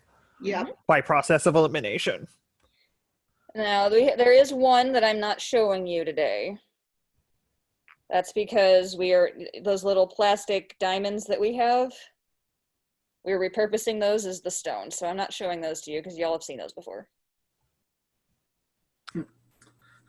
So there's a whole lot of stone material in our area.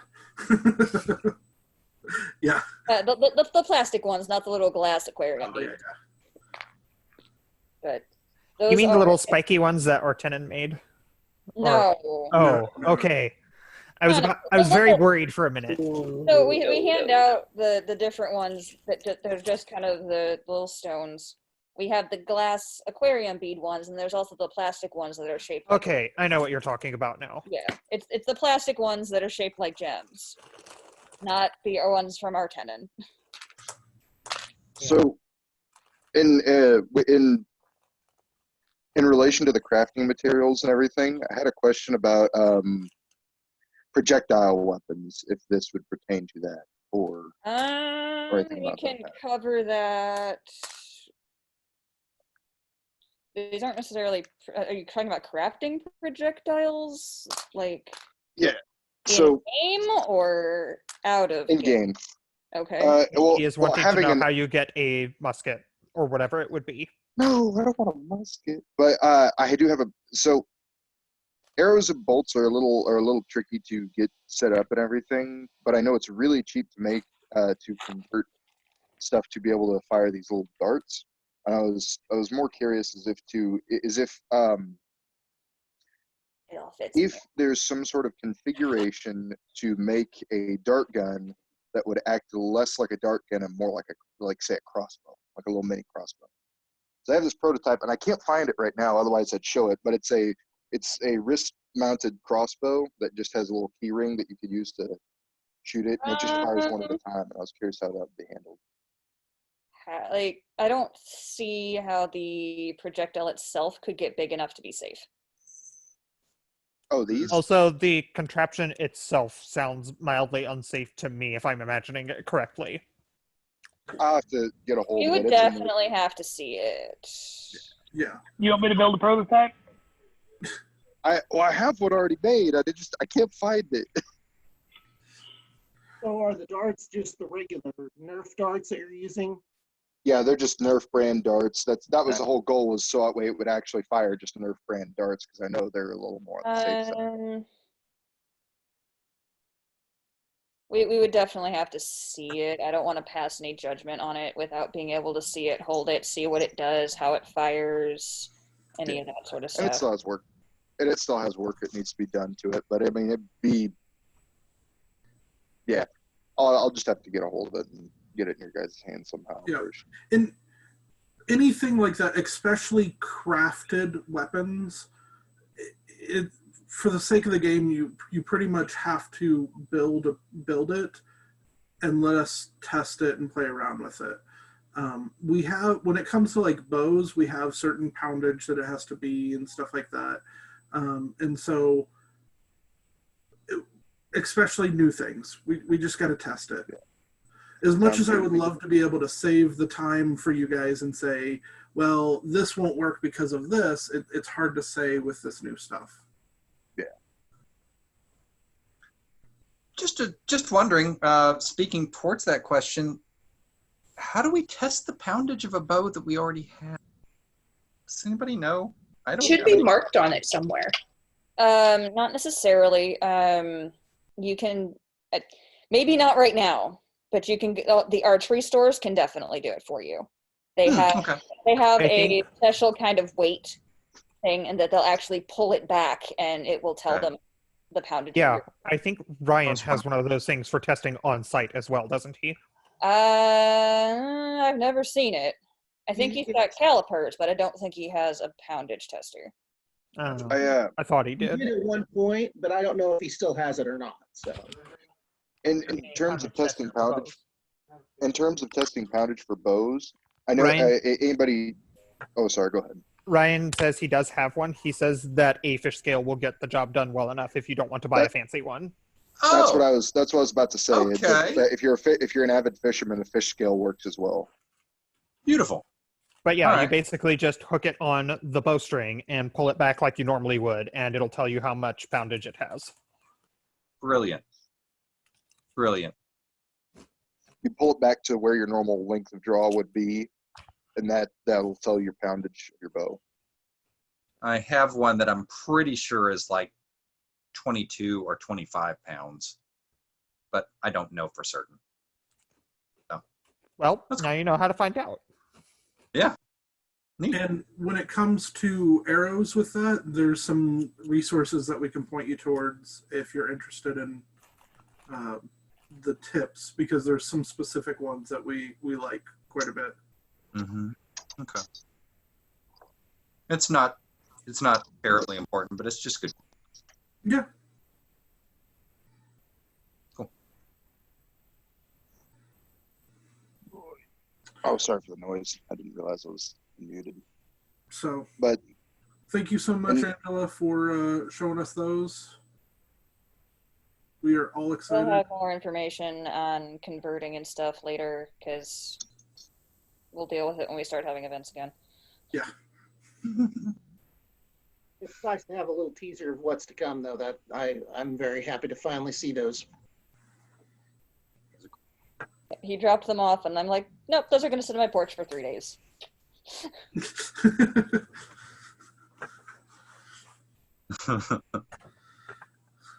All right.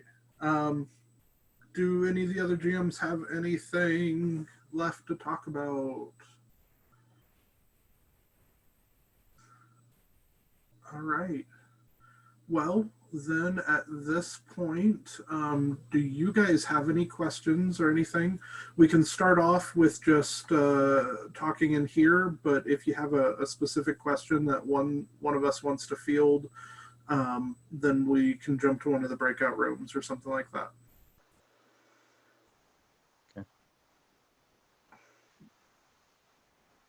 Anyone?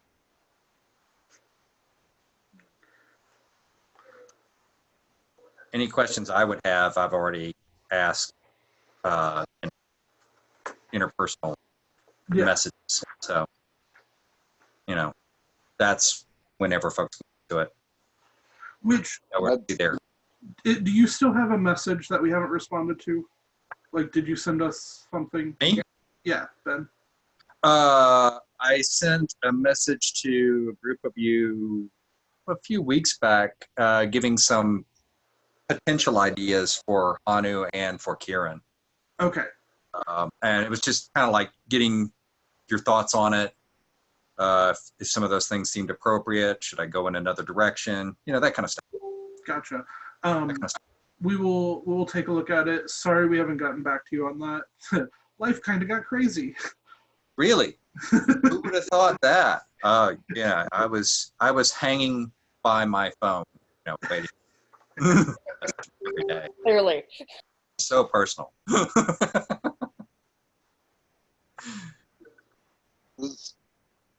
I guess for the. Oh, sorry. Go ahead. Oh no, I was just gonna say if I worry about anything, it's mostly just that I worry that I piss you guys off by posting too many messages or saying too much stuff. Because I tend to go on, and especially when the hospital gets stressful, I'm like, I'm just gonna put everything I've got into this now. There are worse things to pour yourself into. Yeah, sometimes you need that distraction. So. And it's therapy. I don't know if anybody else has figured it out, but LARP is actually therapy in disguise. Oh yeah. Oh yeah. Sometimes. It was I turning honestly, out it was social training. It was me learning how to be a regular human being. I personally think that gaming and like interacting and creating things like this belongs on Maslow's hierarchy of needs. Oh yeah. I would completely agree. Yeah. You know, when you were talking about like breakout stories and older stories and so on, it came back to me that acting as a GM and other things, it's kind of fun to do little moral plays with things that you're doing, and to set up, well, this is why a creature thinks this way, this is what have you. So that's one of the things that's fun with the individual stories. But another question kind of related to what I was asking is, one, is anybody else reading any of the things that Amy Wilson and I have been posting on Hero's Journey? Because I've been doing daily stories on there for Hanu, and now I've switched to Kieran. So I've got a lot of stuff on there. But I don't know how applicable that is to the rest of the world. The way that the hero's journey stories kind of work in, like, as long as they don't create any kind of in-game advantage or anything like that, you can kind of take the stories any way that you want to. And they're not necessarily, well, Angela, would you say that those are in-game canon, or are they the hero journey health exercise stories? I mean, I guess that's kind of up to you if your character is like actually doing it. If you're interacting with other players, then maybe make sure that they're okay with it being canon for their characters too. But if your character is going to go and exercise on the side, then maybe your character is exercising on the side. That's up to you. That your character going and doing an exercise regime isn't going to affect much of anything except for your own story. And it can be a great way for you to like create some of that backstory and like work it out, you know. So. In that case, Hanu is interacting with I can't remember his name. With Amy's character. Thekus. And has not really joined a faction, but has joined a group that she's part of, and Kieran has hired on with Tanis's character. And that's something that I've been exploring over the last several stories. So, you know, if people are interested. We need to discuss with Amy and Matt to see how canon that is. Amy's okay with it, and Matt? I see vigorous nodding to. Yep, I'm good with it. Yeah, we talk about this stuff. We're good. It does remind me that you and Rick and I should probably sit down and discuss the storyline I had planned for the monk over the next couple of months that we are now spending in quarantine. Yeah. So let's say other than today, because we can probably have some conversations today. Let's say that if you really want to have a sit down with us, especially right now, let's see if we can get a time scheduled that works for the GMs. I'm assuming Jeff is still on that side on everybody's screen. Oh, am I? I don't know. I don't know. I can't see anybody else's screen. So yeah, reach out to us. We will set up a time, a meeting time. We will jump on Discord and we will have that conversation, and we can help work out what it is that you're wanting to happen. Some of this stuff we will help you implement. Like we'll put NPCs in place, and we'll put little things as triggers. But some of it is also up to you to kind of drive that story as well. So we want to try to help assist with your personal stories. But, you know, if like we'll say Tanis's group here, he wanted to get a band of people together to start doing stuff, and so he did it. That kind of stuff, if it's something you can do on your own, we fully support you doing it in game and making it happen. Because there is some time that goes by between events, you know, so if you would be a part of a group regularly, you can discuss what you would like to do. And once I know that in the past we've done it where we're like, okay, well, here's what's going on with the event, but here's what our group wants to accomplish once we started. And then if you have like several groups that are doing that, then you start to get some PvP going on with, you know, the characters that are in there. Sometimes it's a lot of fun to have one of your characters play opposite one of your other characters, you know, you PvP with yourself. They're never in the same place at the same time though. But, you know, or are they? So yeah, that can be something that you all can talk about, you know, essentially in the meantime, to kind of figure out what your plan is going to be. So when you get there, you have an idea of what your game plan is going to be. Yeah, if the consortium just started saying, you know what, this next event's going to happen and this thing is going to happen, we're going to make sure that it comes out in our favor. Well, then other people are going to start banding together and being like, well, they can't have all of this stuff going to them. We need to make sure that we're getting a group together to get what we need out of it.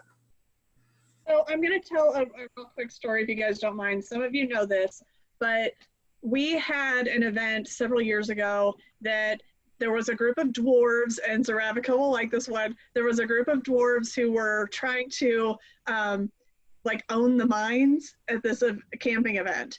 And they got together and had this whole plan of what they wanted to do. And when they got there, they took this log and put it in front of the mines and put a sign on it that said, this is an 8-person log. You need 8 people to lift it.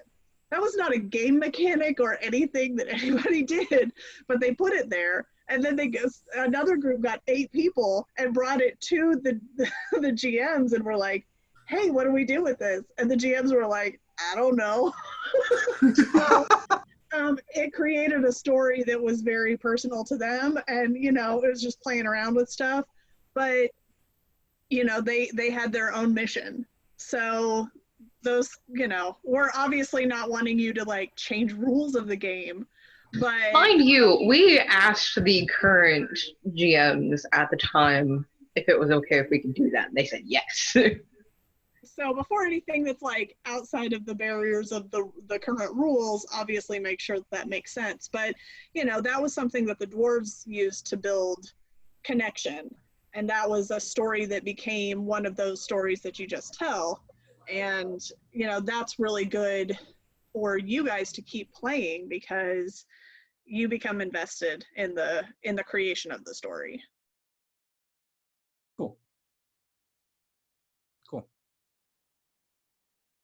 Think about how the event with Kieran, the bird, how that would have been different if the consortium would have decided that they were going to circle up around her and escort her to the portal. I don't think we were around then. You weren't, but like it would have been a lot better.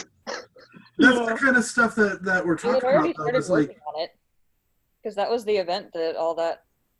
I am. Like your consortium that all went all through in with the orcs. That was that event. So Oh yeah, it was. yeah, I am tempted we're around. to attempt to try and get Thieves Guild stuff going again. Do it. Oh, Thieves Guild. That'd be cool. That's the stuff. If you want to try and get together a group, do it. Find a way that can benefit your group. Find a way that that you can band together to do things. The biggest issue is just make sure that if there are any questionable things, you get approval from the GMs, but also don't play somebody else's character. Yes. So just make sure, like before, if you have 4 people in a group and all 4 people agree to it, that's fine. But don't do something that requires another player who's not in on it to behave a certain way. So yeah, play your own character, not everybody else's. You have a new idea and involves something really big. Communicate with your GMs. They will A, let you know if it's gonna work, and B, probably try and find a way to fit it into the game to help you out. Yeah. Communicate with the GMs. Yes, please. Yep. April's right on We that. don't bite hard. We don't want But to you do stop bite. your ideas. We will if we have to, or if you We ask do for it. occasionally Hey bite. there. But we want to make your ideas happen. We're not. Yes, we're telling our own story at the same time, but the way you interact in that story changes it. Mm-hmm. Mm-hmm. Yeah, I have ideas that I think I wrote about when I was texting to a group of you of how some of my characters I could see interacting with some of yours. Like Jeffrey, I could see Kieran having a difficult interaction with your wizard character, and again, I'm bad with names. Kaylin, yeah. Kaylin, because not everyone is going to know that Kieran isn't technically alive. Sure. But someone who's magically sensitive would, and especially someone who's either elven or fae is probably going to read that he is. Kieran doesn't feel comfortable around elves because to him that's just like Dwatha, and the Dwatha are not trusted. Sure. Stop with the skinny fingers, madam. Angela is excited because her character, most people don't know, is not human. Oh no, that's not why I'm schemy fingers. Oh, okay. It's not Arya that I'm concerned about here. Arya would be very fascinated by Kieran, but I'm not schemy fingers for Arya. Ah. Don't bring the moon into this. So what are the schemy fingers for? You just heard obviously. it. You just heard it. Kanan got it here. The moon shines bright. No. She'll always bring the moon in where her nose doesn't belong. Well, no, her nose belongs in a lot of places, so it's The moon doesn't always come out at night. It's true. By the way, Kanan, did anything about the moon ever get back to Punty? We tried to convey some stuff, but it's hard to convey Angela's character's attitude towards things, like the mannerisms and the demeanor that character has to anything, because just the demeanor of that character is very unique. She's an ancient fairy. They do have a completely unique perspective on everything. Exactly. And me being a lowly human, I can't Of convey course, you that. could not stand, and your mind could not comprehend the things that Exactly. Don't flatter the Fae. No. That's how you How don't much get of killed those by the things Fae. are just random but mind-blowing facts about cheese or whatever? Don't feed the ego. Don't feed the ego. No, it's made of cheese, right? And in some world, it's probably made of cheese. Oh boy. In That's some puns, world right? or another, people are made of cheese. I wish I was made of cheese. Then you really wouldn't do well at camping events. Cheese is made of Soylent cheese is made of people. Soylent cheese is people. People. Okay, guys. So, yeah, story-wise, I know some of you guys were asking about what's happening in the world. Is there a disease going on in the world? Undeath. Not from what the GMs have talked about, we haven't ever discussed there being a disease going on. The things that are currently going on are the Order is trying to weed out what has happened over the last year.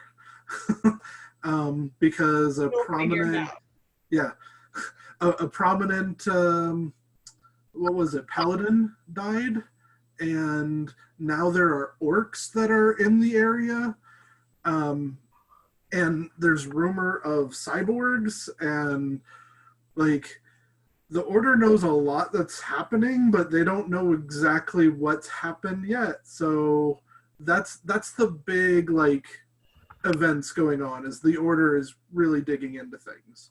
And we had a bunch of zombies running around too, which is always fun. Yeah. Zombies, undead, and then there are some, like, you guys experienced some rogue mages or something going on with that? Necromancers. So Wait. Zombies. I heard somebody licked the blood off the rock. Oh, somebody licked a rock? Blood off of a rock. The blood off of a rock. That's different. Edrum. That was Edrum. He made it explode. It was great.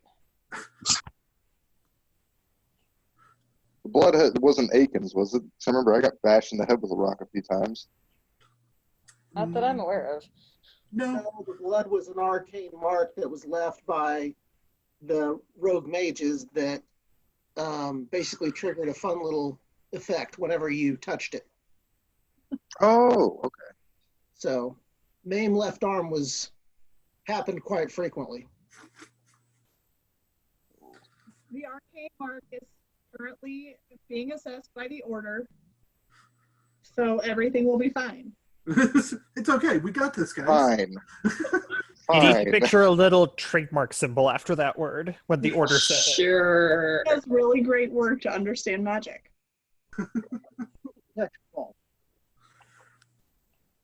I'm just gonna stay over here with my garden.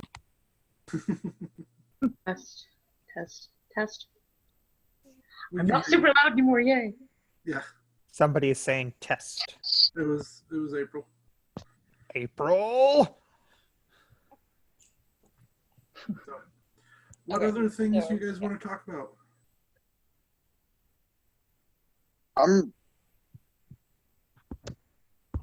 I had something there, I lost it. Sorry. Oh well. I guess it wasn't that important. Yeah. Think of it at 3 o'clock in the morning. It's fine.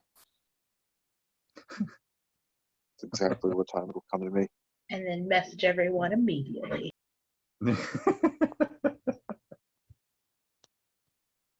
I'll actually Follow- probably be awake. I was gonna say, followed by getting upset, not getting an exam. I've been like waiting forever to show you guys the new message board. It's done except for the weighted base, but it's like, Can I mean, you it's pretty awesome. just show us?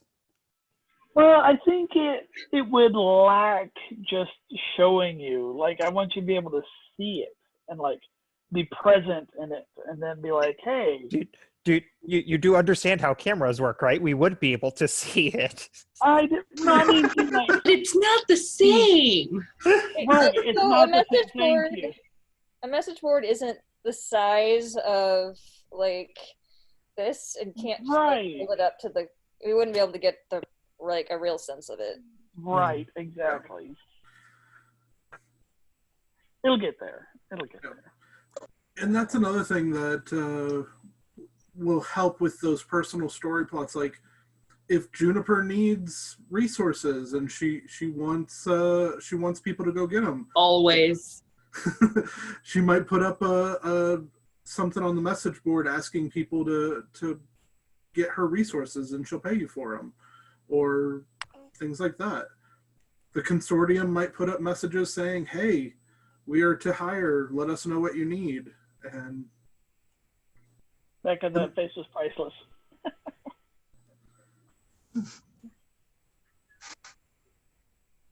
I had a question. There's a face now. Hold on, let me fix that.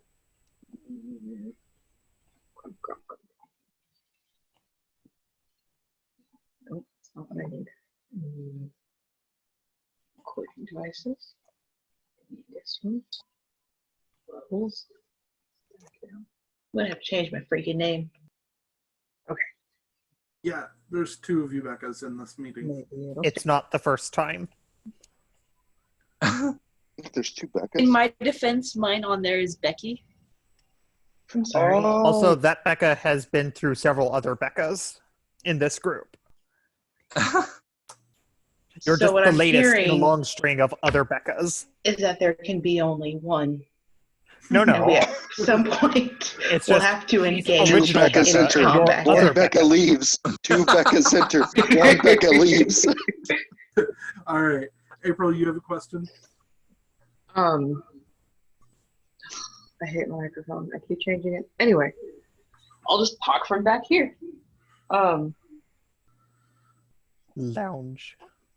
Just trying to find information because I don't remember a whole lot, and there's not a whole lot posted on passive income for Oh, yeah. not how much, but just how it works. For Good the, point. the order. Okay, so and- anybody who has a job or does like turns in their guild card at the end of the game, they get, I think it's they keep 25% of what they made. No, not guilds. Like people that have regular jobs, like the order. Yes, I'm thugs explaining and- all the same thing.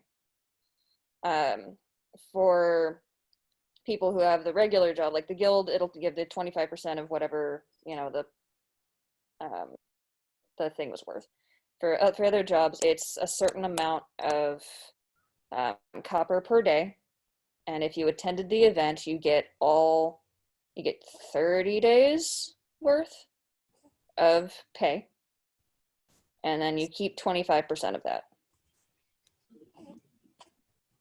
The The rest other- of which going to expenses and stuff.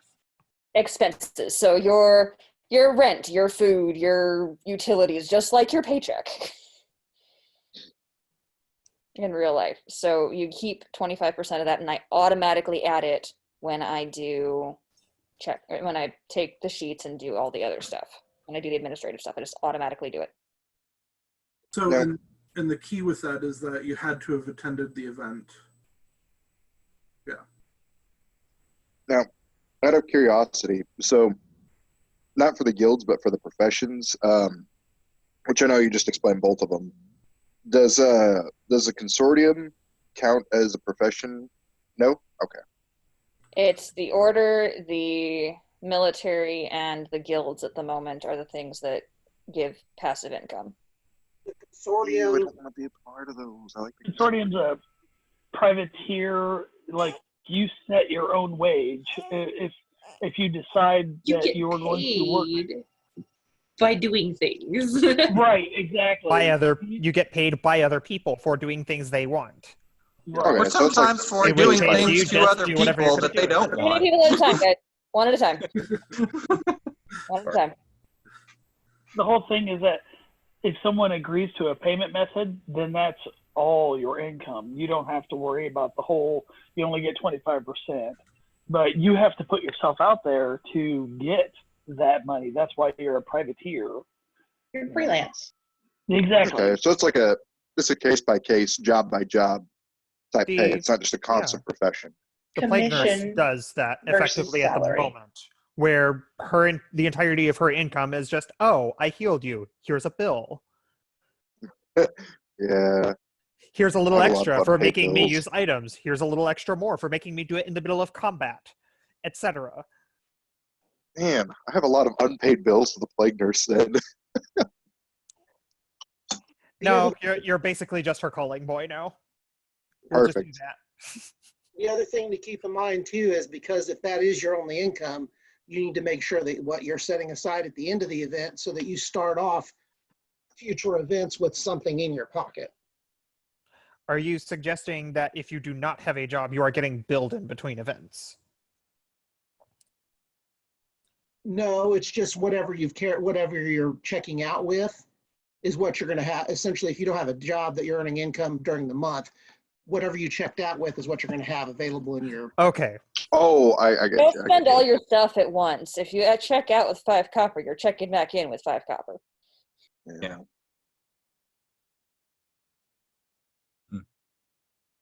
Looting bosses is quite profitable. Bit luck based. It's not luck based, that's leg based. You gotta run up there first. Don't speak to me of running. Don't speak to me of running. Oh. Okay. So are there any other questions on that? Does that all make sense? Mm-hmm. Okay. So any other questions that we got going?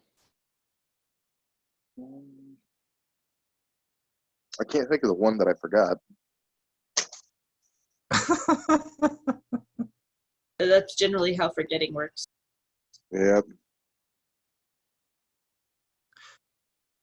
Tanis, who else is a member of the consortium? Oh, I'd like to know that myself. Okay, Kanan, Jake, Doug,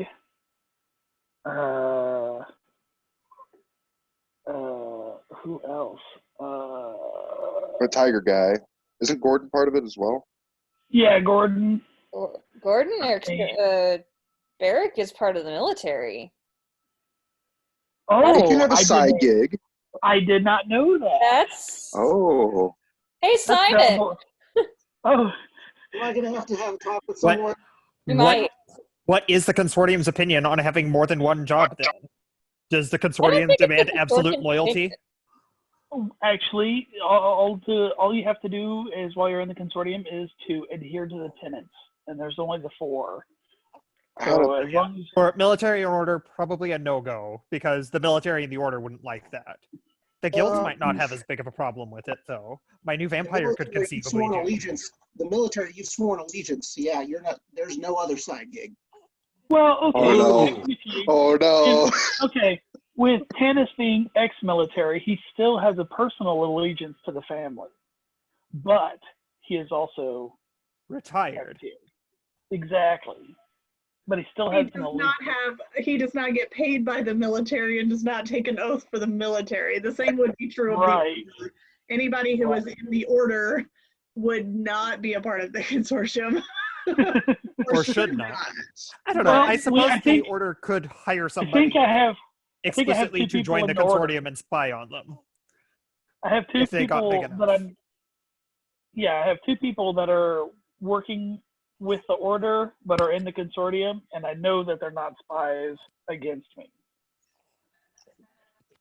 We're going to let you continue thinking that. We'll have to deal with that. Yes. We're going to let you continue to think that. Skinny finger. But yeah, the guilds probably wouldn't have as big of a problem with that. Like, I don't think they require an out-and-out oath of loyalty, but they do expect you to put your time in. The guilds do. The guilds, the very last line of the guild contract is the welfare of the guild comes above all loyalties and all other allegiances. I mean, still, if you can take care of your guild stuff and still have time to do other stuff, I can't imagine they're going to stop you.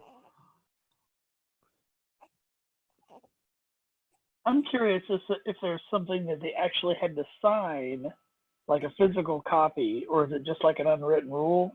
I think some of us have actual physical props for it, but not everybody does.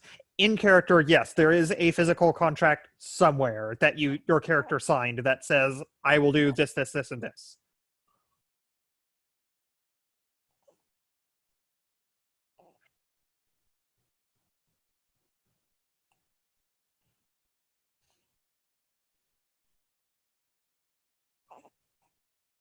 All good questions. Anything else? Now what?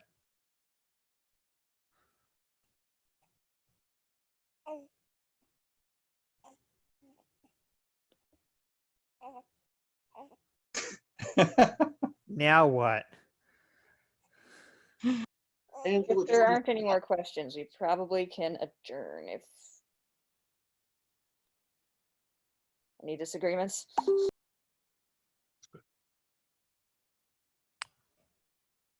I just want you guys to know that I've missed you all. Come on. Same here. Same here. I cannot wait to be in your general vicinity again. I've decided what I need is LARP and all of my people, and also like chips and salsa at a restaurant. Like that's what I need in my, that's what I need in my life. That will help me return to normal. So you're saying when this is over, we all need to take you out to Mexican? So I My just wife would be down with planted. that. I just planted my garden, and the entire point of my garden is to have salsa. I have planted cilantro. I planted tomatoes. I planted jalapenos. I have planted. But yes, the entire point is to have salsa. But did you Awesome. remember to plant corn so that you can make cornmeal to make chips? No. Then you failed! I'm not that committed. And besides, I can eat salsa with a spoon. Rude. All right. So, guys, sounds like that's everything. If you have any questions, if something else comes up, or if you want to talk to us individually, we can get something scheduled, set aside. But we'll go ahead and close this off. And after a little bit, once this video finalizes, I'll have it uploaded. So anybody that wasn't here can hear everything we talked about. And also, if you're not here, give us a message. Let us know what you need. How can we help? We can't wait to see you guys again. So.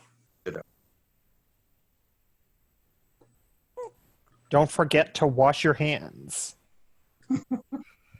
Yeah.